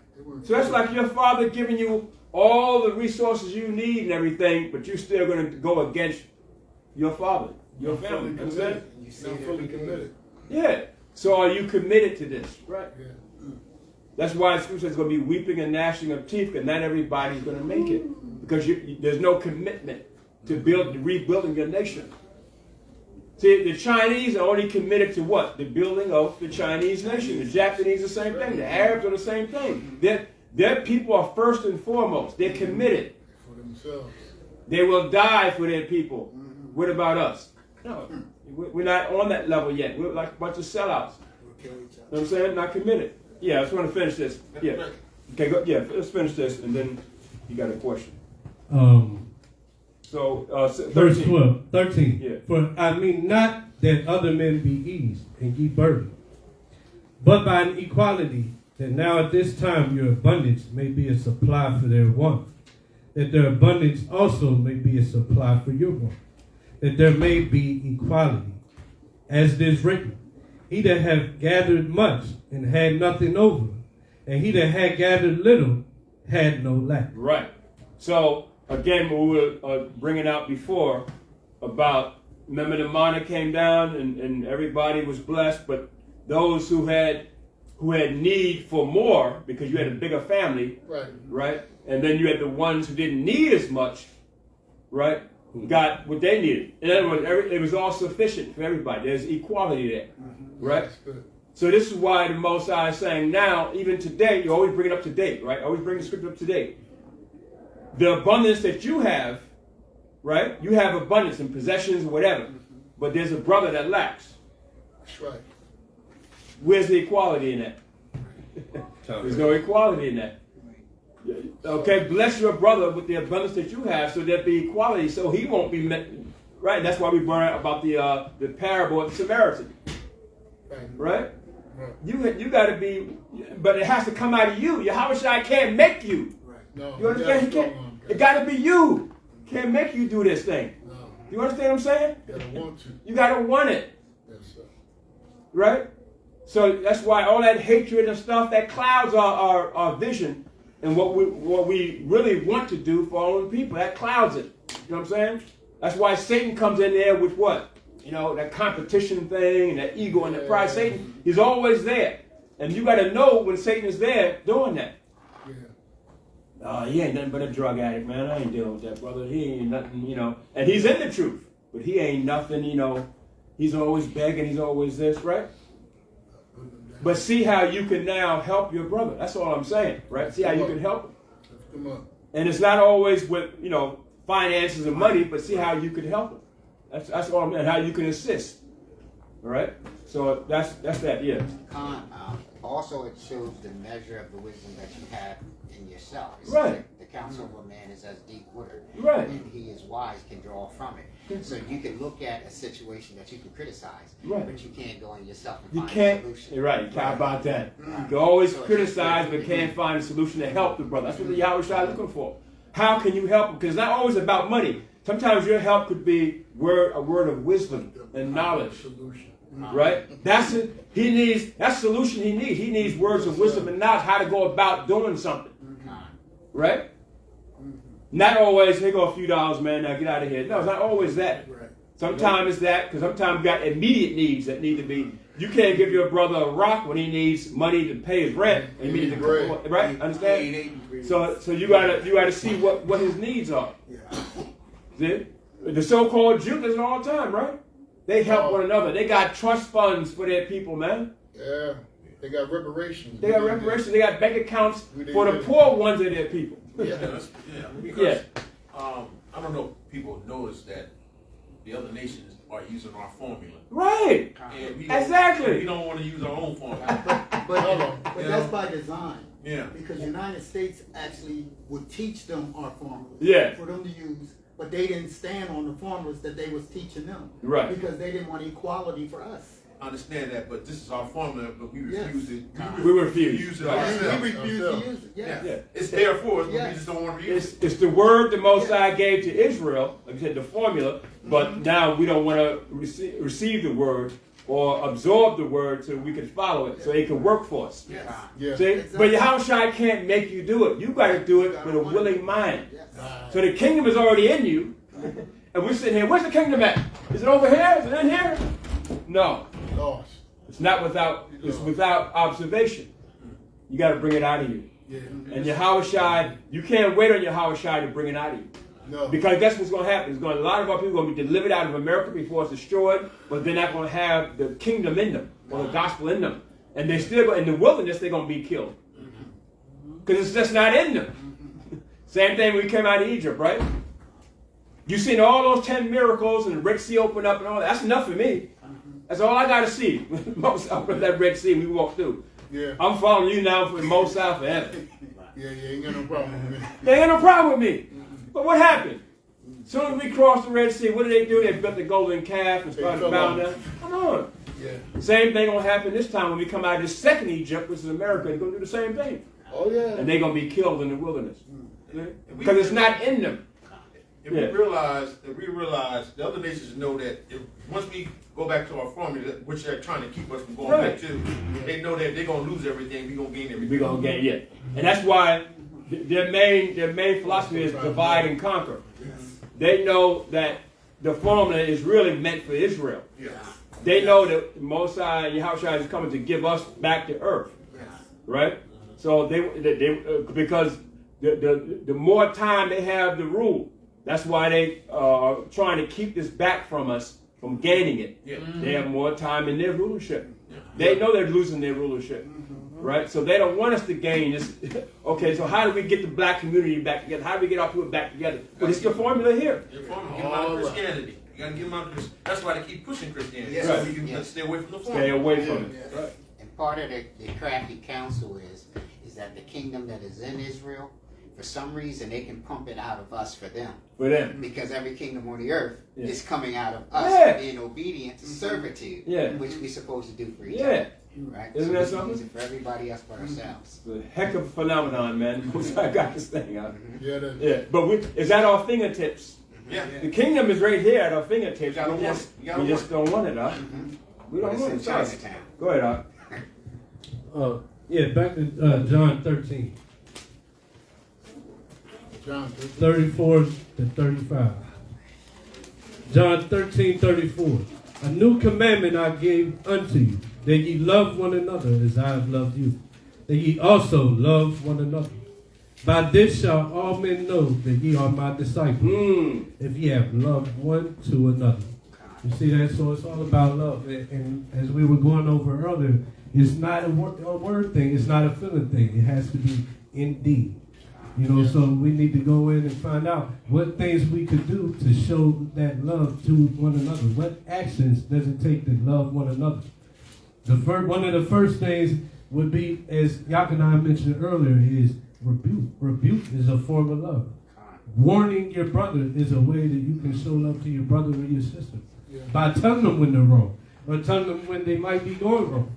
Let them know that, yo, you got some bad stuff coming because the actions that you're taking in your life, that's the wrong way to go. And a lot of people, they don't want to hear that. A lot of people don't want to hear that. What? Let's first go to Leviticus 19, 17 to 18. Leviticus. But you got to be prepared for that too. That's something, the fact that people don't take rebuke easy, they don't like getting warning, a lot of times will be, what's the word? Will not want to do these things because of how people might take it. But listen, you know the sword's coming, they don't. Right. So how that person feels, we got to put that on the back burner. Because look, I know what love is, you don't. Yeah. Mm-hmm. And it's my responsibility, now that I know it, I have to love you indeed. Not just with The brother has something. with Google feelings. And Go ahead. stuff. And with Yeah. the love that you're talking about, we should give without looking for reconciliation. Time. Without, Time. And that's we're gonna go through some scriptures on that yeah, too. right, That's one of the things. yeah. Being willing to give, right? Right now we're gonna touch on some rebuking. You gotta be ready to rebuke. You gotta be ready to treat our brothers and sisters the same as we want to be treated. The scriptures we're gonna go through some on that. Willing to lay down yourself. When you're giving, that's the way you can lay down yourself. What's up? Are you going to go to that scripture, or are you dropping Isaiah 8:16? I'm not gonna go to it. All right. I want to get into this. Okay. Get into the actions that show this love for each other. Okay. Right? So Leviticus 19, verse 17 to 18. And this is the law, right? Come on. This is the law. We're supposed to be fulfilling the law. So the law says to love your brother. Thou shalt not hate thy brother in thine heart. Thou shalt in any wise rebuke thy neighbor and not suffer sin upon him. So off top, that's what we're seeing. Knowing and allowing our brothers and sisters to sin and suffer it upon them, that's a form of hate. Yeah, it is. That's a form of hate. So I had that responsibility. I have a job to do. Yeah. Or it's going to be on me. God's Verse holding you 18. Huh? God holds you responsible. Time. Exactly. Verse 18. Thou shalt not avenge nor bear any grudge against the children of thy people. So that's another thing. Avenging. We kind of was talking about that earlier. Thou shalt not avenge. Shall not avenge. Or bear any grudge against the children of thy people. So that's another thing with the trust thing. You lose trust by people doing you wrong. You also get what? You also build grudges in your mind by being done wrong. God said we can't do that amongst each other. It's a demonic spirit. Right. And that's a left-hand spirit. A demonic spirit. But thou shalt love thy neighbor as thyself. I am Yahweh. So Yahweh is telling us that to love our neighbor as ourselves, we can't suffer sin upon them. Okay. We gotta rebuke. We gotta warn them. We gotta let them know. Hey, you going off, right? You going off, sis? Come on back. The scriptures say this. You know, you kind of loud and clamorous. And you wear your head wrap. You know, you only got one man, but you know, I noticed you kind of loud though. Y'all, you tell your sister that. Tell her. You're supposed to be silent, sis. We was at the group meeting last night. You was talking more than the men. That's happened. I know you remember. Right? Somebody's supposed to tell that sister. Like, hey, you out of order. Out of order. You like you're not really saying nothing wrong, but you're just talking too much. The Most High says that he loves a woman that's silent. That doesn't mean not to mute. But the world- Right. That don't mean a mute. Right. should be decent and in order. Right. But what we're dealing with, like you said earlier, when he asked you what we should do, that's why it's so important for us to let our light shine and bring other people to the word so they'll learn. Because the world is teaching them opposite. Absolutely. The world teaches opposite Right. of what Total the word Right. is. And it becomes a norm to them. So even when you try to tell a brother or sister that what they're doing wrong, now they build up a hatred for you because they being taught, hey, why you judging me? You know what I mean? I should be able to do what I want to do when I want to do it. Right. And I got that that's just what the other we're day. dealing with. I got that just the other day. Somebody told me, judge not. I'm just trying to show you. I'm trying to show you how you're what the Most High don't like. Yeah. That's really how the conversation was. Yes. But because what the smooth words wasn't being heard, what I want to hear wasn't being heard, Yes. because the word is cutting me. Yes. Now, God said, judge not too. Yeah. But I'm not. I'm not judging you. But that was I'm showing you something. right. Discern. They're using the word judge out of context. Yeah. Also that. And that's what they do. No, It's showing them the word. It's showing them the truth, or showing them the word. Is that judging them? That's not No, judging them. it's No, not. discern. It's not. Discern. People don't want to understand. But they don't understand it, do right. wrong. That's showing them love. You're right. Yes. Right. I'm warning you. I'm showing you something you apparently don't know. Yeah. You know, if you don't want to take it, then leave it. Right. But don't. Because like you said, they're coming from out of the world Yes. with a lot of philosophy Yes. and Yes. indoctrination. Yes. There you go. So now it's our job. Remember, we're talking about brotherly love now. It's Yes, our job yes. to begin to say, okay, here's what the scriptures Here's say. what the scriptures Woman, say. you're kind of loud. The Yes. scripture says a woman should be quiet. Not be loud in churches and speak in the churches. So you show them the scriptures. Right. You show them the scriptures. Now after that, right? Once they're shown, and if they continue down that path, then you have to go and take the next step. Yeah. That means you have to kick them out or whatever the case may be. No, don't do it. Don't kick them out. Yeah, but in other words, but you got to show them first where they're doing wrong. Yeah. Yeah. That's not judging them. Right. Understand? And her obedience brings in the kingdom. Huh? Her obedience can help bring in the kingdom. Bring the kingdom. Right. Those It kids does. coming behind us can come Yes. in order. Right. She's an example of order. Exactly. That's that light. And that's how you got to explain it to them. Yes. So that's why you have to have a humble spirit. When you deal with our people are worldly. They come Yes. from the Oh yeah. Oh yeah. You got to be really humble, man. Yes. And you can't, just like you deal with your children, right? Yeah. Okay? You know that their children, they don't really know anything until you teach them. That's right. So our people are like children now, coming from out of the world. They don't know nothing until they're taught. And you got to humble yourself. Sometimes that's kind of hard because our people are loud, they're boisterous, Oh, yeah. they got all their opinionated, they got all this madness in them, but you got to, that's why the Most High choose certain men to be prophets. Right. That's Yeah. why he said, Miriam and Aaron, don't touch my servant Moses, No. because No, he's no. the meekest man on this earth. Yes. That's why he said, don't you mess with David, he's my beloved. See? Because he will do what I ask him, except for that one, when he Yeah, well, committed We all adultery. fall short. Okay, the Most High says saving that sin he did there, but everything else, David was humbled. Everything the Most High wanted him to do. See the difference? And so that's where we got to be with our people, man. Kind of, and touching back on that, people, they don't take that kindly rebuke. They don't take that love the way you would think they would, right? So with that, there's also now another responsibility laid on you. Having that duty, there's more to it now. Now you have to be what? You got to have yourself right. Yes. Because they looking Yes. they looking for anything. Judge not. Or okay, if I can see something wrong with you, I'm going past that. God said not to judge. Now, what about you, brother?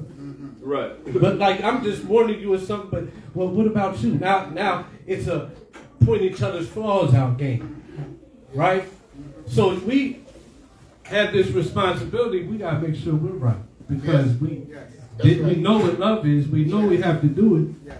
We have to make sure that we're not disorderly, and because it's gonna turn on us. Right. The Most High is gonna put you in that situation where your words definitely ain't being heard, but now you getting feedback.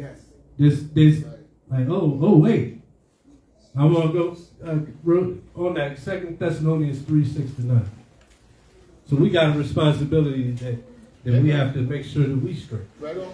Right? 2 Thessalonians chapter, and I'm not going to go there, but it's a classic. 1 John 5:3 says, love God is keeping the commandments. Yeah. So we got to be keeping the commandments. That way we can love our brother. Okay. We got to be right ourselves. 2 Thessalonians chapter 3 verse 6.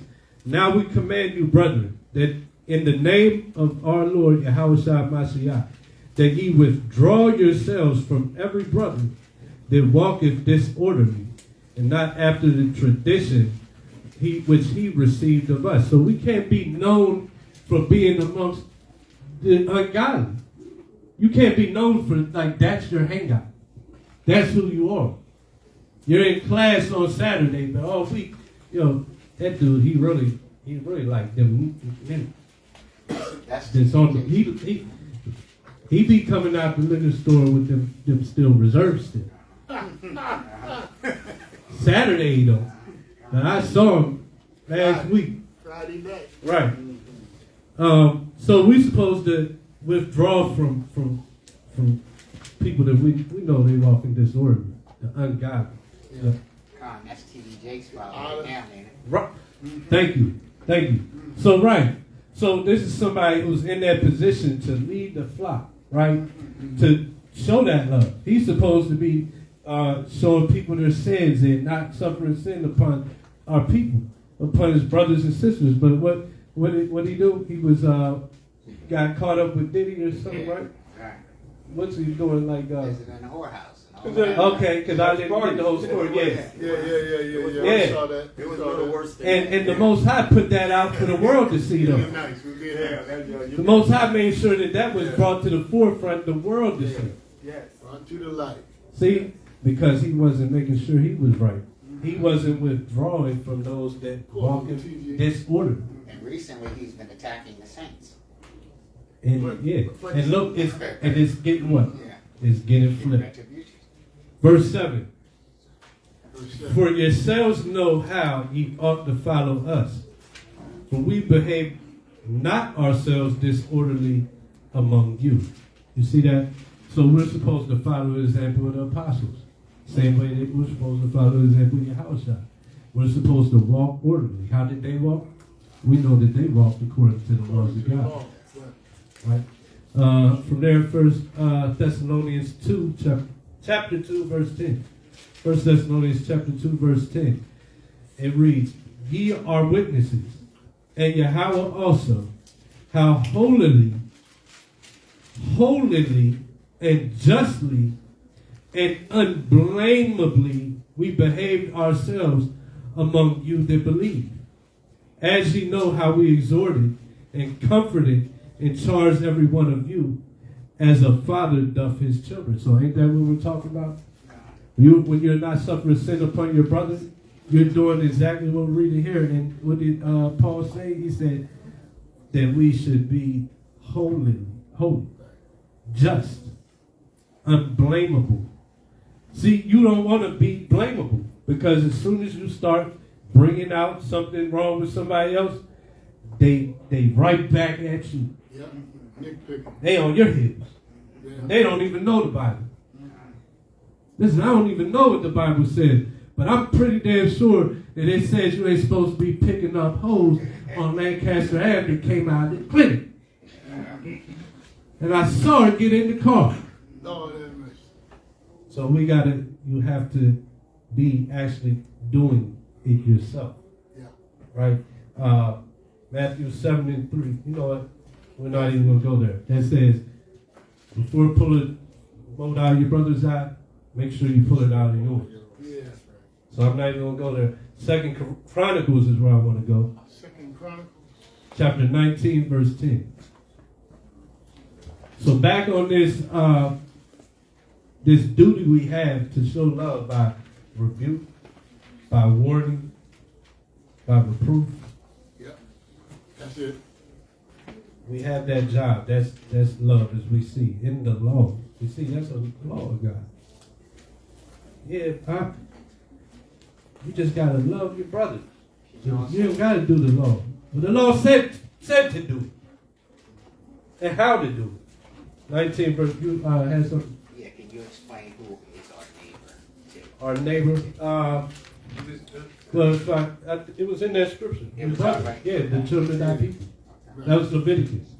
So yeah, that's in the law too. The law gives all the the world teaches basically that the New Testament explains the Old Testament, when it's really the opposite. The opposite way. The Old Testament explains to you everything that they talking about in the New Testament. Well, Because remember, that's what existed. The Old Testament remember the existed. slew-footed one, he does everything flip-flop. Right. Exactly. So they confuse people Exactly. because of that. Exactly. Come.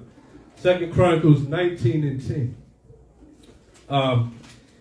And what cause soever, I'm going to start 9. And he charged them, saying, thus shall ye do in the fear of Yahweh faithfully and with a perfect heart. So be doing what Yahweh said, faithfully and with a perfect heart. Right? That's the charge. Verse 10, and what cause soever shall come to you of your brethren that dwell in their cities, between blood and blood, between law and commandment, statutes and judgments, ye shall even warn them. You shall warn them that they trespass not against Yahweh. And so wrath come upon you and upon your brother. This do, and ye shall not trespass. You see that? That's love, because what's going to happen by not doing the laws of God, by not keeping his ways, wrath is coming on you. Come on. So you might not like to get a rebuke. You might not like to get checked. But listen, that don't matter when I know that wrath is coming on you. You might not know it, but you're going to find out today. Like Kevin Hart said, we'll find out today. From there, go to 1 Thessalonians chapter 5, verse 14.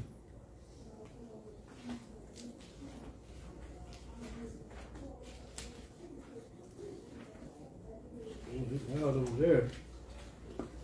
We got this started. Where the hymn books at? 1 Thessalonians chapter 5, verse 14. Let me read. Now we exhort you, brethren, warn them that are unruly, comfort the feeble-minded, support the weak, be patient toward all men. So just once again, more exhortation to warn them that are unruly. That's love. That's showing. That's fulfilling the law by giving that warning. Ezekiel 33, 7-9. Ezekiel 33, verse 7-9, because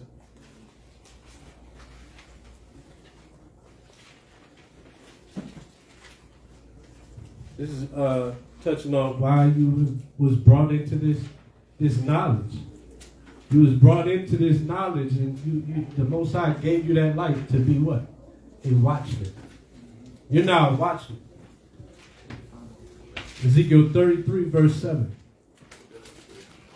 So thou, O son of man, I've set thee a watchman unto the house of Israel.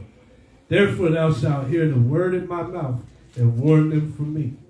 When I say unto the wicked, O wicked man, thou shalt surely die, if thou dost not speak to warn the wicked from his way. That wicked man shall die in his iniquity, but his blood will I require at thine hand. You see that? So your blood's going to be required in my hand, so I got to warn. You should have never befriended me then. You didn't want to get this check. No. You know? Verse 9, nevertheless, if thou warn the wicked of his way to turn from it, if he do not turn from his way, he shall die in his iniquity, but thou hast delivered thy soul. You see that? So it's imperative that we love the children of God, that we love our brothers and sisters, and how we do that? By warning them. Thus saith the Lord. I'm sorry. Question for you. Yeah. Where that also puts us in a position that we can do some things for selfish reasons to be found righteous in the Most High. Because I'm going to wash my hands of you. I don't want your blood on me. Right. So I'm coming to you in love, rebuking you, and you can receive it through love. Right. But then if you don't receive it through love, my next objective is to keep my hands clean. Right. Exactly. So I, Exactly. what's the precept in New Testament that we're supposed to shake the dust off your feet Con. after you go warn them? Oh, yeah. Cast pearls on the swan. I don't know where it's at off the top, but yeah. What? That's, listen, you got your water now. Yeah. Okay. Yeah. Hands clean. I warned you. Yeah, done with So now what else we got to do? We got to treat our brothers and sisters the same as we want to be treated. you. Yes, sir. Right? If not better. Yeah, if not better. Grandma been telling us that. Right? So for that, let's go to Proverbs 18:24.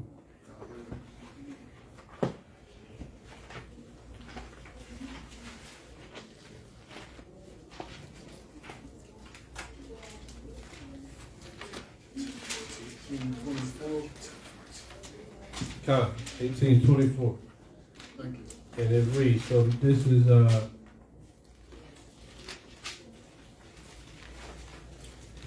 reads, a man that hath friends must show himself friendly. And there is a friend that sticketh closer than a brother. So you see that? That's it. Yes. Listen, so we got to show ourselves friendly. That's right. Like it's. You was talking about it earlier, Elder.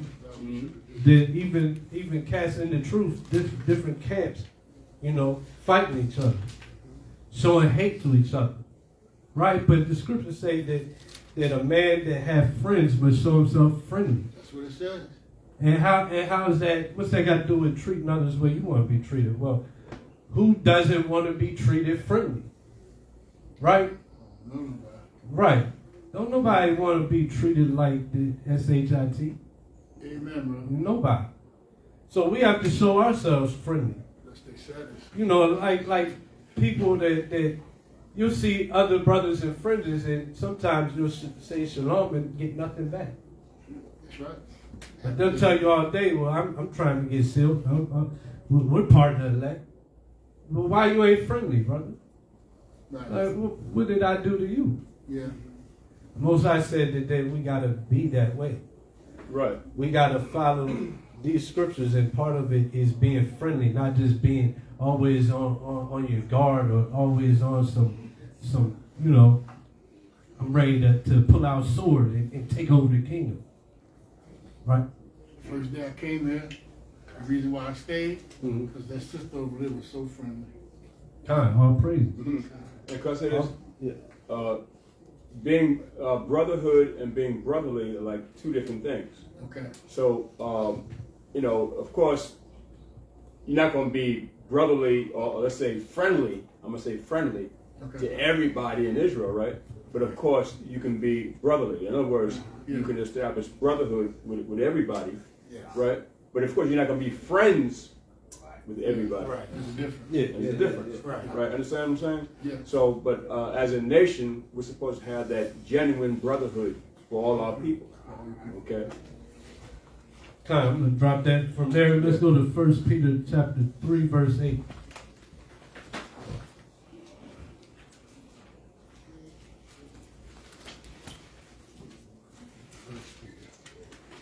Chapter. 3, verse 8. 1 Peter 3 and 8. It reads, finally, be ye all of one mind, having compassion one of another. Love his brethren, be pitiful, and be courteous. See, we have to be, first off, strive at least to be as much as possible of one mind. Right? Nobody's robots. People are going to have different opinions of this or different understandings, but you also, being a brother is finding a middle ground. Right? Good. Find the middle ground. Like, the elder might think the sky is blue and I might think it's green and I'm wrong, but I won't come off of it. But we can both agree that we have to follow this. Right? Be of one mind. Some of the color. It's right. Have compassion one of another. So do I have compassion for them? What does compassion mean? Let me see. And cross this when you look at that, because with the Masharaya Sha'ala, we understood that, we have different camps and Israelite schools coming together, correct? When we had the summits. But not everybody's of one mind. Not everybody agrees with, let's say, what the new moon is. Right. Not everybody agrees. Some brothers are with the lunar, let's say the lunar Sabbath. Some brothers believe in the 7-day Sabbath. Some brothers believe when the Sabbath comes, when the new moon comes, right? But so it's one thing with the Marshal Rosh Allah, we established that, look, we've got to have at least a common denominator. And that common denominator was what? That we're all Hebrews and that we're all in Yahushua. Under the same law. Under the same law. Now, of course, just like the Pharisees and Sadducees had differences, right? But of course, they're all under, the law, statutes, and commandments. They're all under that. And of course, that time they were, of course, under Yahweh. But then Yahushua comes on the scene. Now that brings the conflict. Okay, what is Yahushua saying? Right? And so, but we have that today.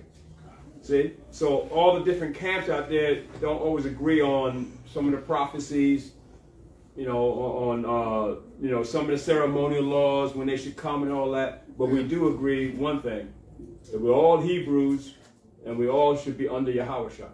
If you're not under Yahushua, then you're gonna have a hard time. Yeah, it's gonna be a problem. You're gonna have a hard time. It's gonna be a problem. You gotta be in Yahushua. Because without Yahushua, you can do nothing. Right. Okay? Nothing's gonna be established. Could be nothing. You know what I'm saying? So all these other Israelite schools who are, Old Testament Israelites, it's gonna be hard, right? But even with them, we find ourselves, we gotta be brotherly even with them. Because what may happen? Just like a man who has a separation with his wife, eventually, he said the word, right? You can reconcile. Right? Eventually, your spirit in the truth in Hamashiach Yahushai could sanctify them. Yeah. And once they're able to see that, then they say, well, okay, you're right. I gotta learn Yahushai, and then they come right on in. You understand? So it's the same thing. A man may marry a woman who doesn't receive the truth yet, but you still love her. I sure do. So your spirit may eventually reconcile her to coming into or accepting, even though you married her, but accepting the truth. Right. So the same thing with the Old Testament Israelites or whatever. So we're still finding out that even with them, you still have to have that brotherhood still, because they're still Israelites. They just misconceived and misdirected. Yeah. So that's what we find out. But still, that's the common denominator. We're all Hebrews. We're all in Yahushua. I'm saying, even though we have some differences. Yeah. Right? Yeah. And then with those differences, then we as brothers sort it out. Come together. Talk it over. Right? And you can always, and you don't have to be overly aggressive to talk things over, right? You have to be, there's no violence, right? We're all brothers. No. Right? Because if we do it in the spirit of a Mashiach Yahweh, He's going to give us the truth. He's going to give it to us. That's what He wants to do. That's right. He wants to come together in council to talk it over. You know what I'm saying? As brothers. Just like you and your wife come together to talk over about your family issues in your household. Right? Eventually the Most High is going to show, especially if you in the Most High in your house, you're going to pray so that the Most High can give you an answer on how to deal with your family issue. Yeah. And then the Most High gives you the answer. Exactly. Right? He gives you the answer, and then you know how to go about it. So that's what we got to do as brothers and sisters. And as a family, as Hebrew Israelites, we got to do that. So go ahead, Doc. Yeah, that definition of compassion says sympathetic, pity, and concern for the sufferings or misfortunes of others. So we gotta have compassion for one another. We gotta have pity for things that we go through. A lot of times we be judgmental. Oh, he probably going through that because he did something. Yeah. We gotta get into that spirit, be more compassionate for one another. We gotta, so it says, be pitiful. It says, be pitiful, courteous, love his brethren, pitiful, courteous. Verse 9, not rendering evil for evil, or railing for railing. That's that get back spirit. You did me wrong, I gotta get you wrong. You offended me, so I'm cussing you out. Wow. I forgot the Bible. Straight out of Yeah. But I'm righteous. I got fringes on, but F you. Shut the F up. Yeah. Yeah, you lost Where it. does it say Yahushua did that? Why didn't Yahushua curse out Judas? Right. He didn't do none of that. Matter of fact, when Judas came, what did he say? Why? No, when Judas came, when they gave him the kiss, Yeah. he said, Judas, you betrayed the Son of Man with a kiss. He didn't say, you Yeah. damn devil, F you, hope your mama died. Yeah. That's not the spirit. No. And the point is, why does it say this though? Because there's always going to be offenses. It says that in another scripture. Offenses are always going to come. Everybody knows it ain't always sunshine and lollipops and cake. No. You're going to be offended. And that's going to show your fruits, how you react to being offended. Do you love your brother as yourself by how you deal with being offended? So we're to show that love. Don't render evil for evil. That even falls back on. Allow yourself to be defrauded. Allow yourself to be offended. Let the Most High deal with that. If you believe on the Most High, He said He'll deal with that. He'll deal with it. Okay, he said it must needs be that offenses come. Right. Because it shows the ones who are approved, Right. who can deal with of being offended, and then still stay meek and humble Right. in that offense. Because everything's not going to go your way. No. Everything, you're not right all the time. No.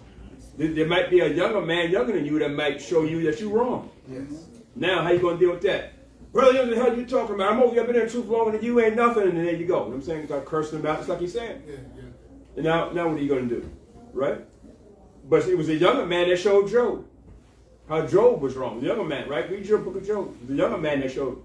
So that's going to happen. Offenses have to come, and it's how you deal with it. Right? Shows what level you're on, and whether you can now establish that brotherly love in you towards your brother, even though he's showing you something that is correct. Right? So that's what I'm saying. He was talking about that jealousy, hateful spirit. That's the spirit of Satan. Yeah. That's what Satan wants. He wants to keep that going. Yes, sir. Right? He wants to keep that going. Do you know in that movie True Romance? Was it True Romance? No. That movie with what's his name? Natural Born Killer. Yeah. You ever see that movie, Natural Born Killer? Right. Yeah. What did he say in that movie? Now, this was what's his name? Woody Harrelson, right? Yeah. But what did he say? He said the only thing that conquers Satan is what? What did he say? I didn't hear He it. said love. Oh, love. The only thing that conquers Okay. Satan. Right. It's love. He's a natural born killer. The devil himself, pretty much, right? Mm-hmm. He tells you how to conquer Satan. There's only one thing. Yep. Love thy brother. Yep. That's why I said, love thy brother as thyself. Most High, love thy brother as thyself. The only thing that conquers Satan. As soon as you say in your heart that I hate my brother, what does Satan do with that? Takes it and magnifies it, right? He uses it against you. And next thing you know, it permeates through the whole congregation. Oh, yeah. That's a good word. Or jealousy, or the competitive spirit, all that. That's Satan. That's what Satan wants you to do. That's why wherever Yahushua went to go teach, where was Satan? Right there. Doing what? Taking what is sown, the righteous are sown in their hearts, and doing what with it? Trying to take it away. Turn it around. Flip it around. We flip it around. And So where do you think? So the truth is being taught now. Where do you think Satan is at? Trying to flip around. Right there in you. Understand? Yeah. So you gotta remember. You gotta focus. Like I said, you gotta be circumspect and be focused. This is a spiritual battle, man, at the highest level. Circumcised. Yeah. and with that, so then with the brother that can't do this, right? He has to render the evil for evil.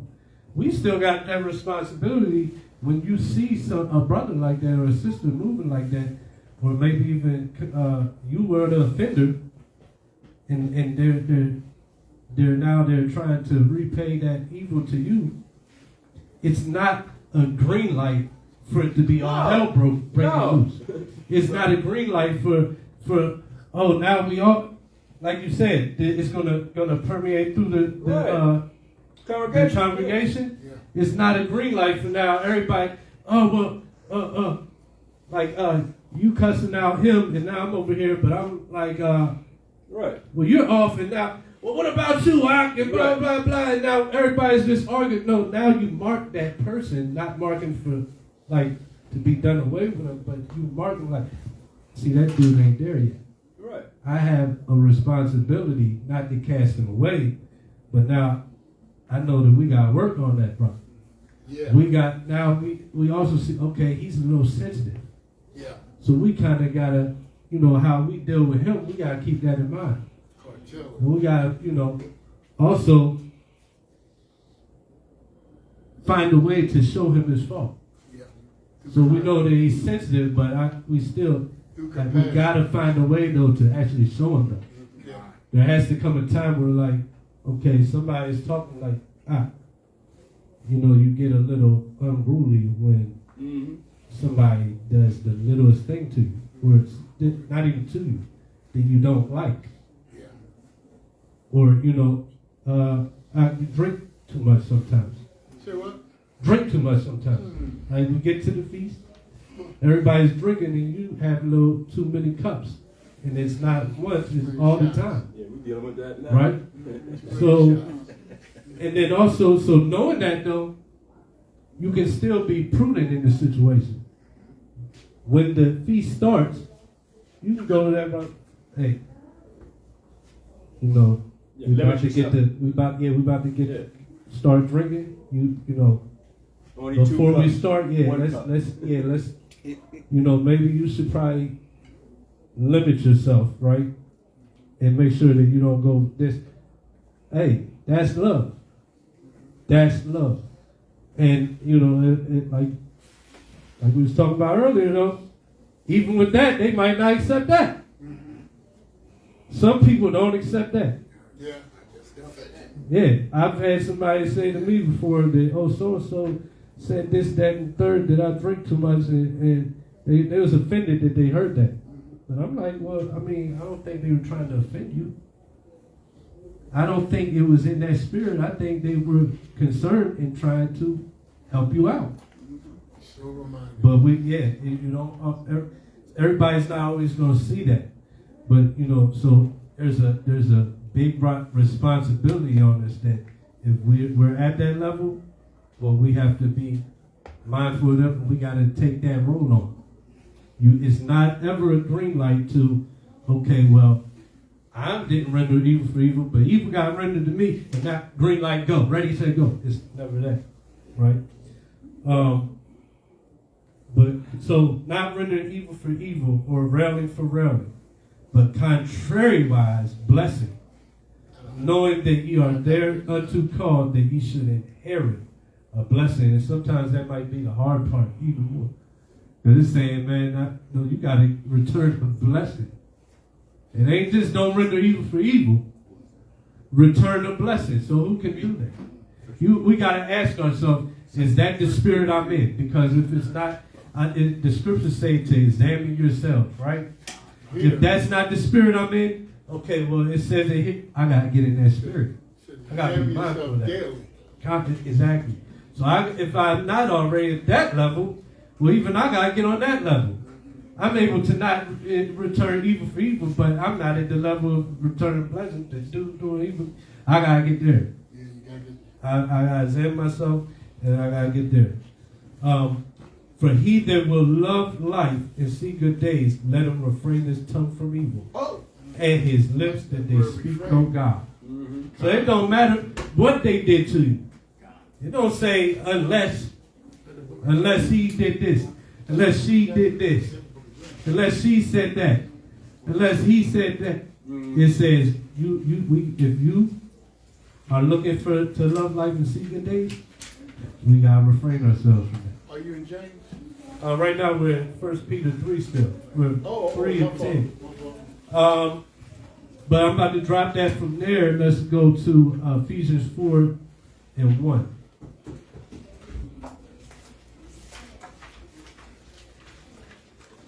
Four and one. 4 and 1. Come. It says. Before you move, can I make another statement? Yeah. I'm glad you touched on that because I'm hoping that God will bring my wife to this place. Con. I know for a fact that she would be very turned off if she heard you explaining something and then start cussing. Mm-hmm. She's very turned off to that. So Yeah. I'd appreciate if we move away from profanity. Oh, okay. If Yeah. that's okay. All right, Con, I can do If that. that's okay, you know, because some No, that ain't people no can, problem. some people can't. I'm working on that. I used to Yeah. a lot more. Well, you were using profanity? I guess damn, right? I think I said No, damn. damn ain't profanity. Because the F, I said F. Yeah, you What did is say that? that. Right. Okay. But I do try to be mindful. I'm And just trying to if make she you do aware. come out, I was wondering, I I'll said, be where do you mindful. use profanity at? No, I'm But trying to you said make the you F, aware you said the of- word F, but. Yeah, I just said F. I didn't say the You word. didn't say the Right, word, right. right. Statement in the comedy. Yeah. Okay. But yeah, Use the full word. but no, I'm glad you said that though, because I'll try. I'll keep that in mind. Thank you. Yeah, I mean, you're right. He didn't say the outright word, but he No, said no, that. right. But you know, but some people might get offended at that too.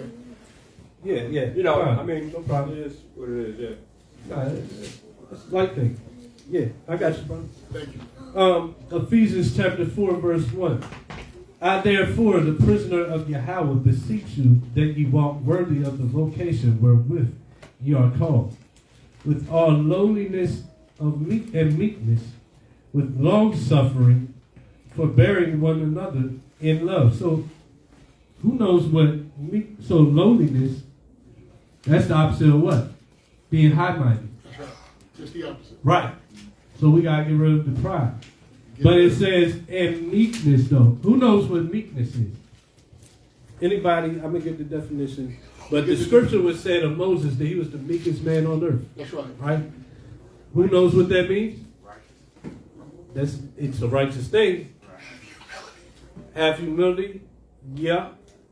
I think there's even more though. Let me get There's a it. lot of attributes in that in meekness. Kind. This first definition says the fact or condition of being meek. Well, I'll look up meek thing. Submissiveness. Submissiveness. Let me look up meek though. I looked up meekness. I should look Okay. up meek. Meek. Meek, quiet, Quiet. gentle, Gentle. Okay. I go with that. and easily imposed on. Okay. So when people offend you, You can handle you can handle it. it. Yeah. They say what Moses was offended many a times, right? That's right. But what did he do? The Most High said, Moses, get out the way. I'm gonna do away with these people. What did he say? He said, if you're going to do that, can you just take me out of your book? But he's doing all this for them. But they come to Moses left and right. Why he got a heathen wife? Mm-hmm. And he just brought your tail out of slavery. Most High used him to bring you out of slavery. Right. You worried about what wife that he got. But Moses took that, he still prayed for them people. Gotta pray For his people. Gotta pray for Our people. And the meekness, sometimes it's something you got to acquire. Right? You got to acquire. You definitely got It's a gift. It's a gift. You gotta, Right. And some people got to learn how to be meek, and some people have it as a gift. Put it like that. right. The thing about Moses, when you read the history of Moses was a commander in the Egyptian army. Yeah. Understand? And he learned all the ways of Egypt. Yeah. Moses was very highly intelligent and everything. Yeah. Understand? He was a great speaker and everything, man. Highly intelligent. Orator. But you got to remember, he knew he was a Hebrew though. Yeah. But what happened, of course, he seen the guy trying to smite a Hebrew, the Egyptian, and then took him out and killed him. Yeah. When he seen his brethren again confronting one another over some controversy, he said, what are you doing, you Hebrews? Yeah. Then one guy said, well, you're going to kill me like you killed the Egyptian. Boom, Moses had to flee. And then he fled into the wilderness. And so going through that tribulation, going through all that, he acquired, wait a minute, I was high up in the Egyptian hierarchy, right? And commanded the Egyptian army, won the war over the Ethiopians. You got to read that history too. He won that war. That's where we get the Ethiopian woman from. Yes, sir. Yeah, when he won that war for the He got his wife. Egyptians, he took the queen. He took Yeah, I got the one woman too. away. So right, so that was his wife while he was amongst the Egyptians. That's right. But she stayed with him. Okay, when he fled into the wilderness. You know what I'm saying, and eventually acquired her back, and then of course he married Zipporah. And understand. So. But Moses had to acquire that meekness, but the Most High put him through so much. You know what I'm saying? He became a meek man. Right. From the hierarchy of Egypt, all the way down to a meek man serving the Most High as a prophet and a deliverer for the nation of Israel. See? So some of us, the Most High, got to do the same thing. He got to bring you down from your high horse. Yeah. You on a high horse coming out in the world, and you got bank accounts, savings accounts, money and everything, and you got, the job and career and all that, and you think nobody can tell you nothing. You must have said, I gotta knock your ass down. I gotta knock you down. And then he brings you in, and then that's what he does. He slowly takes it away from you, brings you down off your high horse, and now you acquire meekness. And then you understand now what the Most High requires. He had to do it to Paul.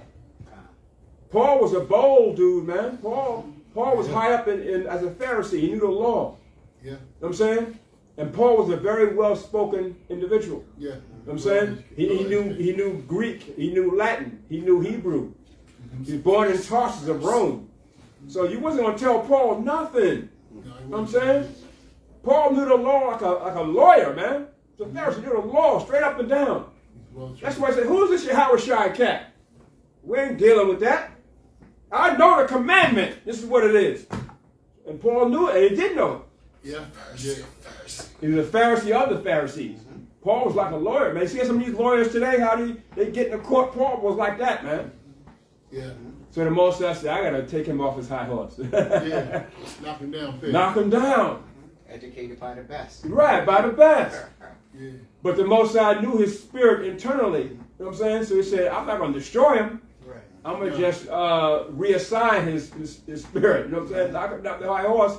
Blind him 3 days and 3 nights. That's going to knock you down. Oh, yeah. That's See, I don't knock you did down. it for me. And then Paul said, okay, Most High, you got me, man.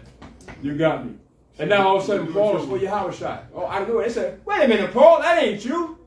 You ain't this cat that conspired against Stephen, have Stephen killed. That ain't the same Paul I know.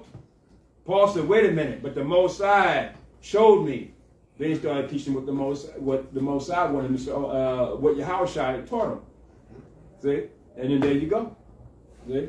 Most High allowed him to acquire that meek spirit so he can be a teacher in obedience and faith to the Most High. That's what he wants to do. Go ahead, Al. And with the Most High, he long suffered, Paul, right? Mm-hmm. Through all that he was doing in the church, he came to Paul. He long suffered him with that. He still came and dealt with Paul. Yeah. And the same thing with all of us. He's been long suffering us. The fact that we still breathing, he's been long suffering us. The fact that we just started doing what he said, and we was still breathing to start doing it, he's long suffering. So we got to be long suffering as well. So to love your brother as yourself, you have to long suffer. He might be offensive to you 3 times a week, faithfully. You still got long suffering. You got to deal with it, right? Forbearing one another in love. You got to forbear one another in love. Forgive them 7 times 7. He that has judgment without mercy will receive judgment without mercy. So that's saying a lot, though. Why would you need to have judgment with mercy? People are going to need mercy in your judgment. That means you're going to be offended. Or just you're not even be offended, but you might have a problem with other people's iniquities, right? That judgmental spirit. Right. These dudes they off. They don't keep the same Sabbath calendar as me. We ain't dealing with them. Like there's a camp that's always like, man, I hope these Negroes die.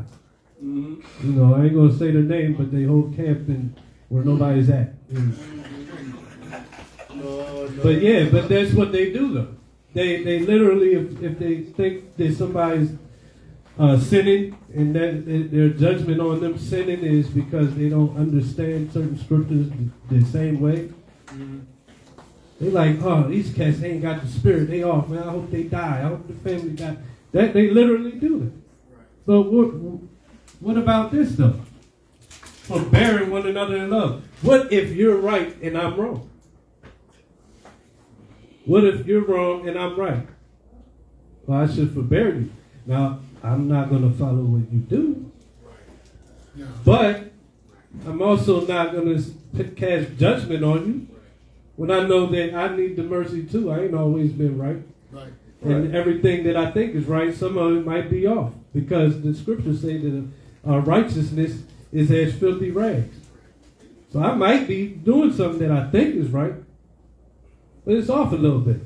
So we have to forbear one another. Remember what Yahushua said? He said, I came not to judge man. He just came to bring man the gospel, bring the truth. I came to bring man the truth. I came not to judge man. But he did give us a command. He said, judge not lest you also be judged. He said, how are you going to judge somebody? How can you cast a mote out of somebody's eye and you didn't cast one out of your own eye? Understand? So how is this camp going to say you deserve death when they didn't cast a mote out of their own eye yet? Understand? So when you're going to judge somebody like that, well then the Bible says, the scripture says, this is a two-edged sword. That okay, that if you want me to get death, that's that sword that you kill me with, or keep coming around. Right. Or keep coming around until it gets to your neck. See? So that's how we got to look at this thing. Understand? So that's why I said, forbearing one another. So that's what Yahushua forbade Israel. And we put the man to death. Yahushua charged us, Israel, with his death, with putting them on the cross. Even though Yahushua said, I lay down my life, no man take it from me. But still, he charged Israel. The Romans, put them up there and everything. We said, no, you killed me. you put me to death. When you say crucify him, and let his blood be on us and our children. So he said, Israel, I charge you from the death of Abel to the death of Zechariah. I charge you for the killing of the prophets. That blood is on your hands. Right? So that's why our children are being put to death now in the future of America, because what we prophesied, right? We prophesied, let his blood be on us and our children. When we said that, we don't know what the hell we were saying.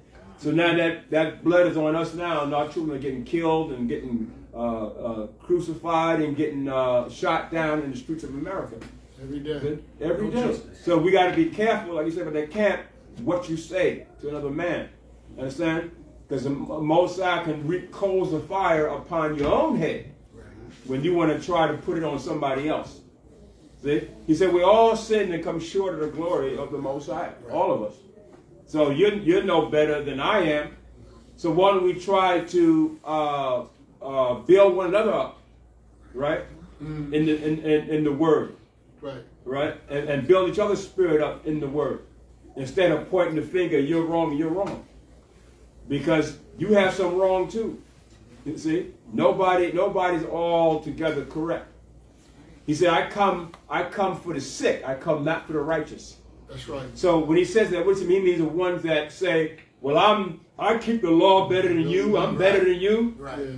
He said, well, I ain't coming for you then. Right. That's why he had the example of when the Pharisees came with Mary Magdalene and said she's a whore. Right? And Yahushua was writing something in the sand. And they try to say, Yahushua, she's had a whore, she has all these husbands and stuff, and she's being a whore. He said, he that have not sinned, cast the first stone. So what about that camp that is saying that? You got some stones, you know what I'm saying, some things to fix in your camp too. Right? So they all left. Not one of them could judge the woman. And then what Yahushua tell a woman? Go and sin no more. Where are your accusers? There's no accusers. Yeah, I know. Yeah. It was just unrighteousness because they didn't have to do that. Yeah. It was committing adultery. Yeah. Good. Yeah, go ahead, Doc. And at the same time, the word is still not telling you to walk in somebody else's wrong. No. Right. No, it's not. I think that has to be understood. Because we can take what we just said and automatically say, oh, just let it go. But we're trying to teach what God said. Right. And you let it go, that means you're not teaching what God said. Right. Yeah. And on that point, go ahead. Yeah, you're good. Oh, you was not? Because on that point, it says, and on the other point, it says a heretic after the first and second admonition to reject him, but as still a brother though. Right. Because he might come back. Right. May come Yes. back. Or if maybe you was the one wrong, well then That's you right. might come into that understanding. Yes. Agreed. But still a brother though. Yeah. I still gotta love you as a brother. I still gotta show myself friendly to you. Don't mean we gotta be friends, but show myself friendly, a brotherly, Yes. like the elder said. Because that's the only way you can win them back over to God. Mm-hmm. Right. You know why? Exactly. Because like your wife, like we were saying about a brother's wife, a husband and wife, right? She may not want to deal with this, Yeah. but that's your wife, right? That part don't change. Right. She's your wife. So you're gonna have compassion on her, right? You're gonna Right. give her some time. That's your Yes. wife. You still Yes. love her, Yes. but she's not for this. So now, what are you gonna do? Get out of here! You know what I'm saying? No, you're not gonna do that. Especially if you built up a family and children and all that. You're not gonna do that. Right. Understand? You're gonna have some compassion. So the same thing here. So the larger family is the nation of Israel. We're the larger family, right? Yes. You gotta have compassion on your brother. Yes. You gotta forbear. He may not understand right away, That's good. That's but good. in time, like you said, Time. he's gonna see it Yeah. in time. I know it's hard. I know sometimes it's hard, right? But in time, that's why patience is everything. Because the most I got patience with others is long suffering. Yes, sir.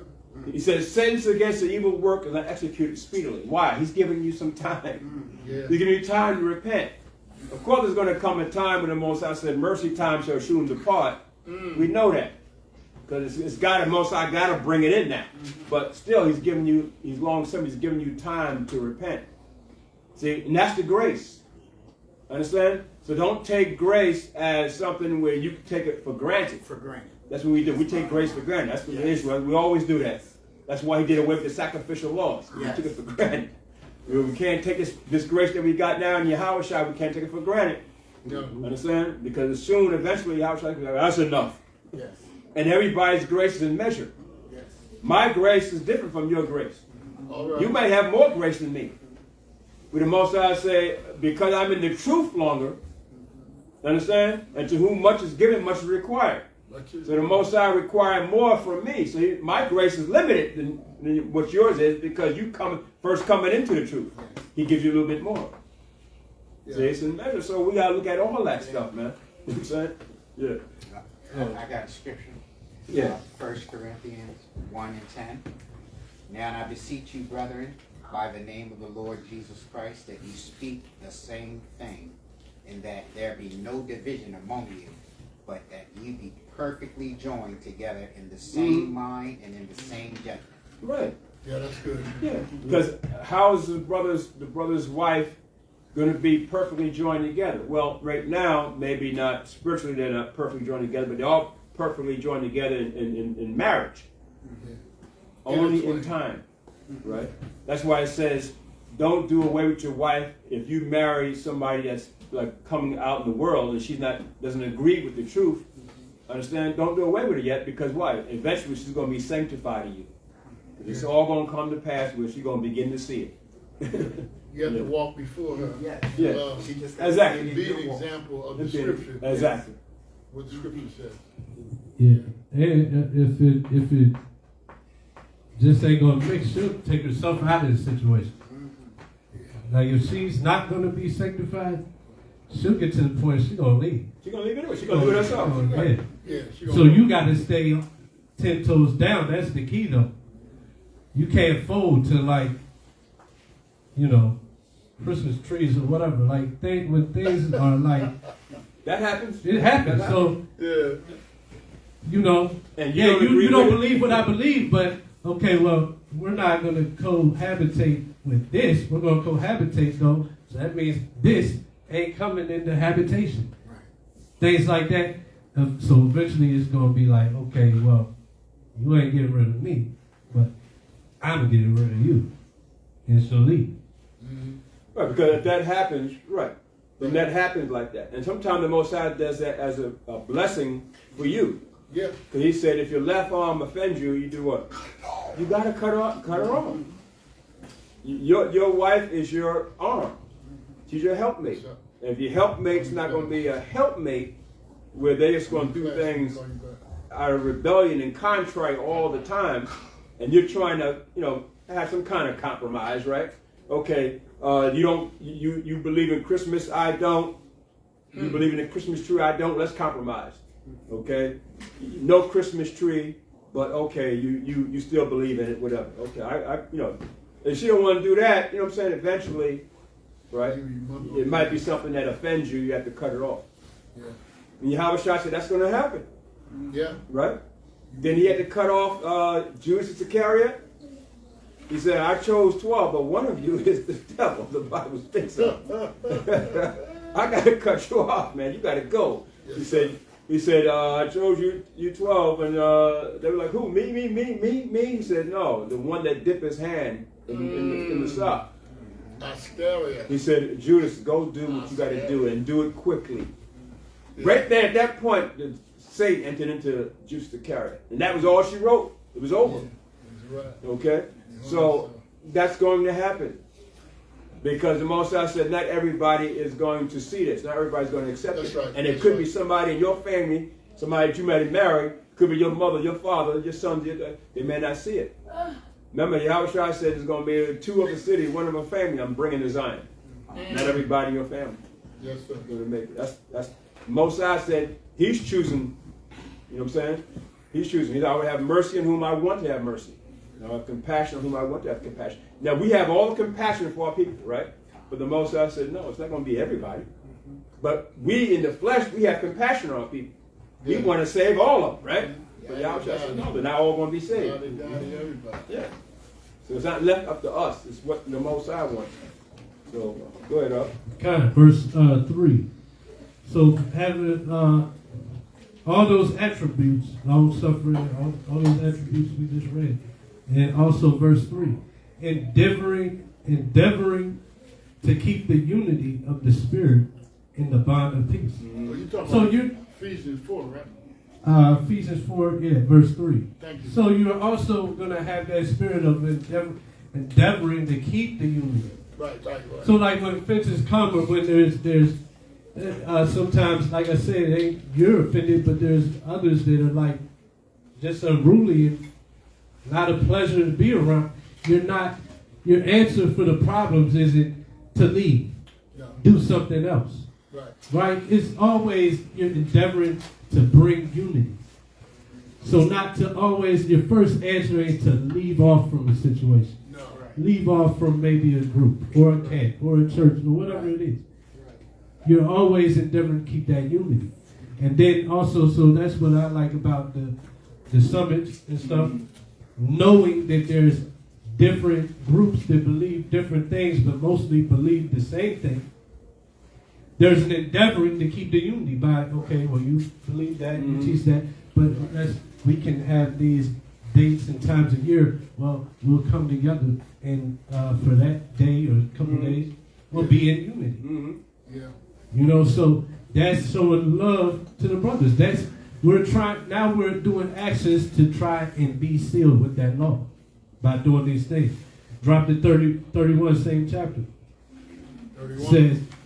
It says, let off bitterness and wrath and anger and clamor and evil speaking be put away from you with all malice. So these are all attributes that the flesh, that's the flesh. Right? And it's always there. That's the thing. See, it's always going to be there. Yeah, even when you got control of it, you got to be mindful. Right. It's there. It sneaks up on you. I'm the one that's controlling it. Amen. Right? So we got to put those things away. In verse 32, be ye kind one to another.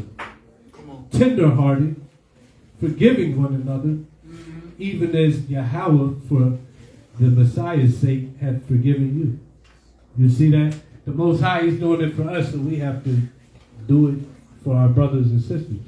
We have to do the same thing. The way we get that mercy, we got to show it. And then we're fulfilling the law. Then we're sealing ourselves with the law by doing these things. Drop that, Zechariah 7 and 10. Zechariah? Yes, Zechariah chapter 7, verse 10.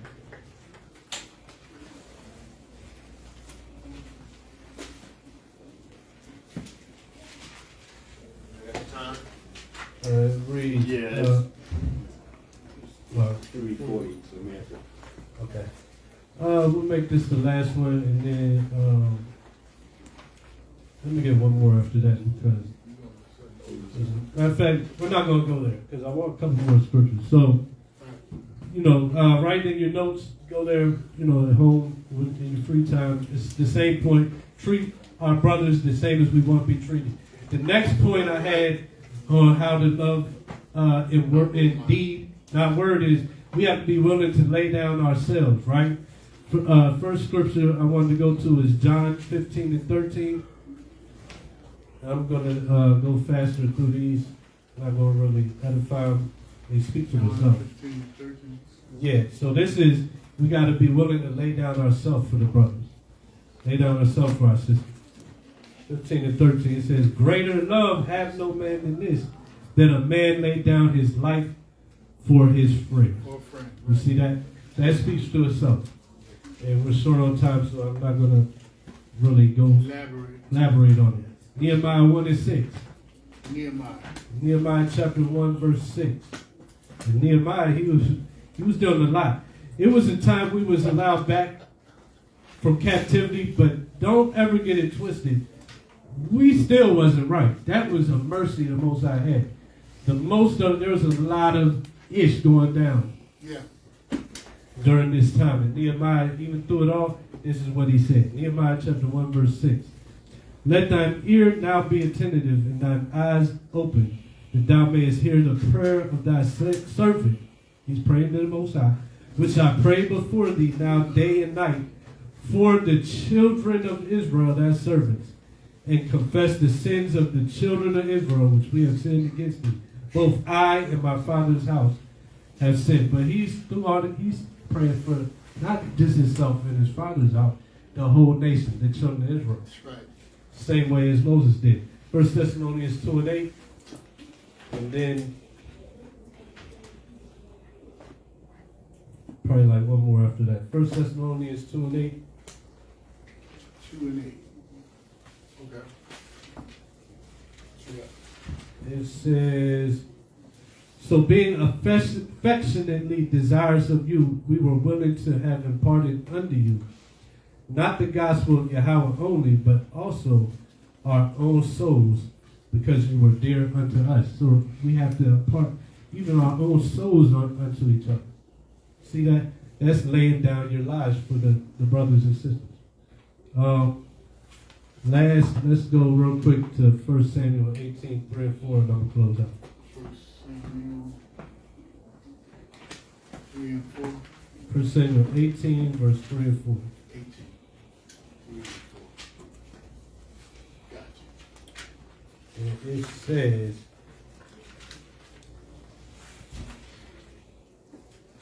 you know what, I'm going to start at 1. 18 and 1. And it came to pass, when he had made an end of speaking unto Saul, that the soul of Jonathan was knit with the soul of David. And Jonathan loved him as his own soul. And Saul took him that day and would let him go no more home to his father's house. Then Jonathan and David made a covenant, because he loved him as his own soul. And Jonathan stripped himself of the robe that was upon him, and gave it to David, and his garments, even to his sword, and to his bow, and to his girdle. So, and look, Jonathan knew that Jonathan knew this brother's on the come up. He knew that, look, David slew Goliath. Jonathan was there. Jonathan knew he didn't step up and do it. Right? A lot of us, we'll know a brother like that. We ain't going to try to hook him up to get him in that position that, we're striving for it too. Yeah. Because Jonathan's the son of Saul. Who's the inheritor of the kingdom? Right. Jonathan. Man, Jonathan didn't have any ill feelings, envies towards David. He loved him as his own soul, and he gave him his girdle, his robe, his garments, his sword, his bow, all those things. He hooked up David. Right.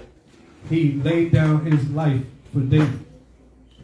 And if you read on in that story, he laid down his life for David, like many times, you know. Saul's trying to kill him. He's pleading for David. So, you know, with that, I got a bunch of other scriptures. If anybody wants them, you can just photo click them or whatever. I'm going to close out by saying, giving all praises, glory, and honor to Yahweh in the name of his only son, Hamashiach Yahushua. We're the Hebrew chosen elect. This is our Sabbath service. We hold from 12 to 3. We're a little bit over today, but we have service here at the Rose Hill Community Center at 19 Lamson Lane, Newcastle, Delaware, room 110B every Shabbat from 12 to 3 p.m. If you're in the area or surrounding areas and in your power to come, we'd love to have you come and fellowship and invite you to please do so. Also, we paid to have a room here. We're not a church. We don't take tithes and offerings. When we take offerings, if it's in your heart. We don't take tithes. We're not a 501c3 or anything like that. So if it's in your heart that you can help out, we pay for the room and we pay for the things to do this ministry outside of the room, out of our own pockets. So if it's in your heart and you willingly want to help out, we accept donations and we thank you for those donations, and they can be sent through Cash App at hashtag Hebrew Chosen Elect. Hashtag Hebrew Chosen Elect. And like the scriptures say, alms they deliver from death, if done willingly. That's in Tobit and a couple other scriptures. So it's not a requirement. If you don't give, you can still come out. You can still watch. But if it's in your heart, we accept those, and we're grateful for that. And I think that's all. Do you want to say anything about the summit? No, I mean, you can just wrap it up. Mind that So, but also a reminder, so the Hebrew Summit, Masha Ashala Hebrew Summit is coming up January the 24th to 25th, Salakia. January the 25th to the 28th, and it will be held in Tampa, Florida, for families this year. It costs a couple dollars. It's not a lot. How much? 50 per family, 25. 50 per family, 25 per adult. That's for the whole 3 days. That's not a lot. It just helps really to do the event, really. So Do Eventbrite. It's also on the, if you're watching online, you're on Facebook, so you can check out the Marsha. It's the Facebook page, Marsha Ashala, or even here on Rise of the Chosen, and there's a flyer, so you can get the information. So that's just a reminder that that's coming up. With that, like I said, all praise and glory and honor to Yahweh, and then Yahushua Mashiach, and I'd like to say, Kwam Yashala, and Shalom.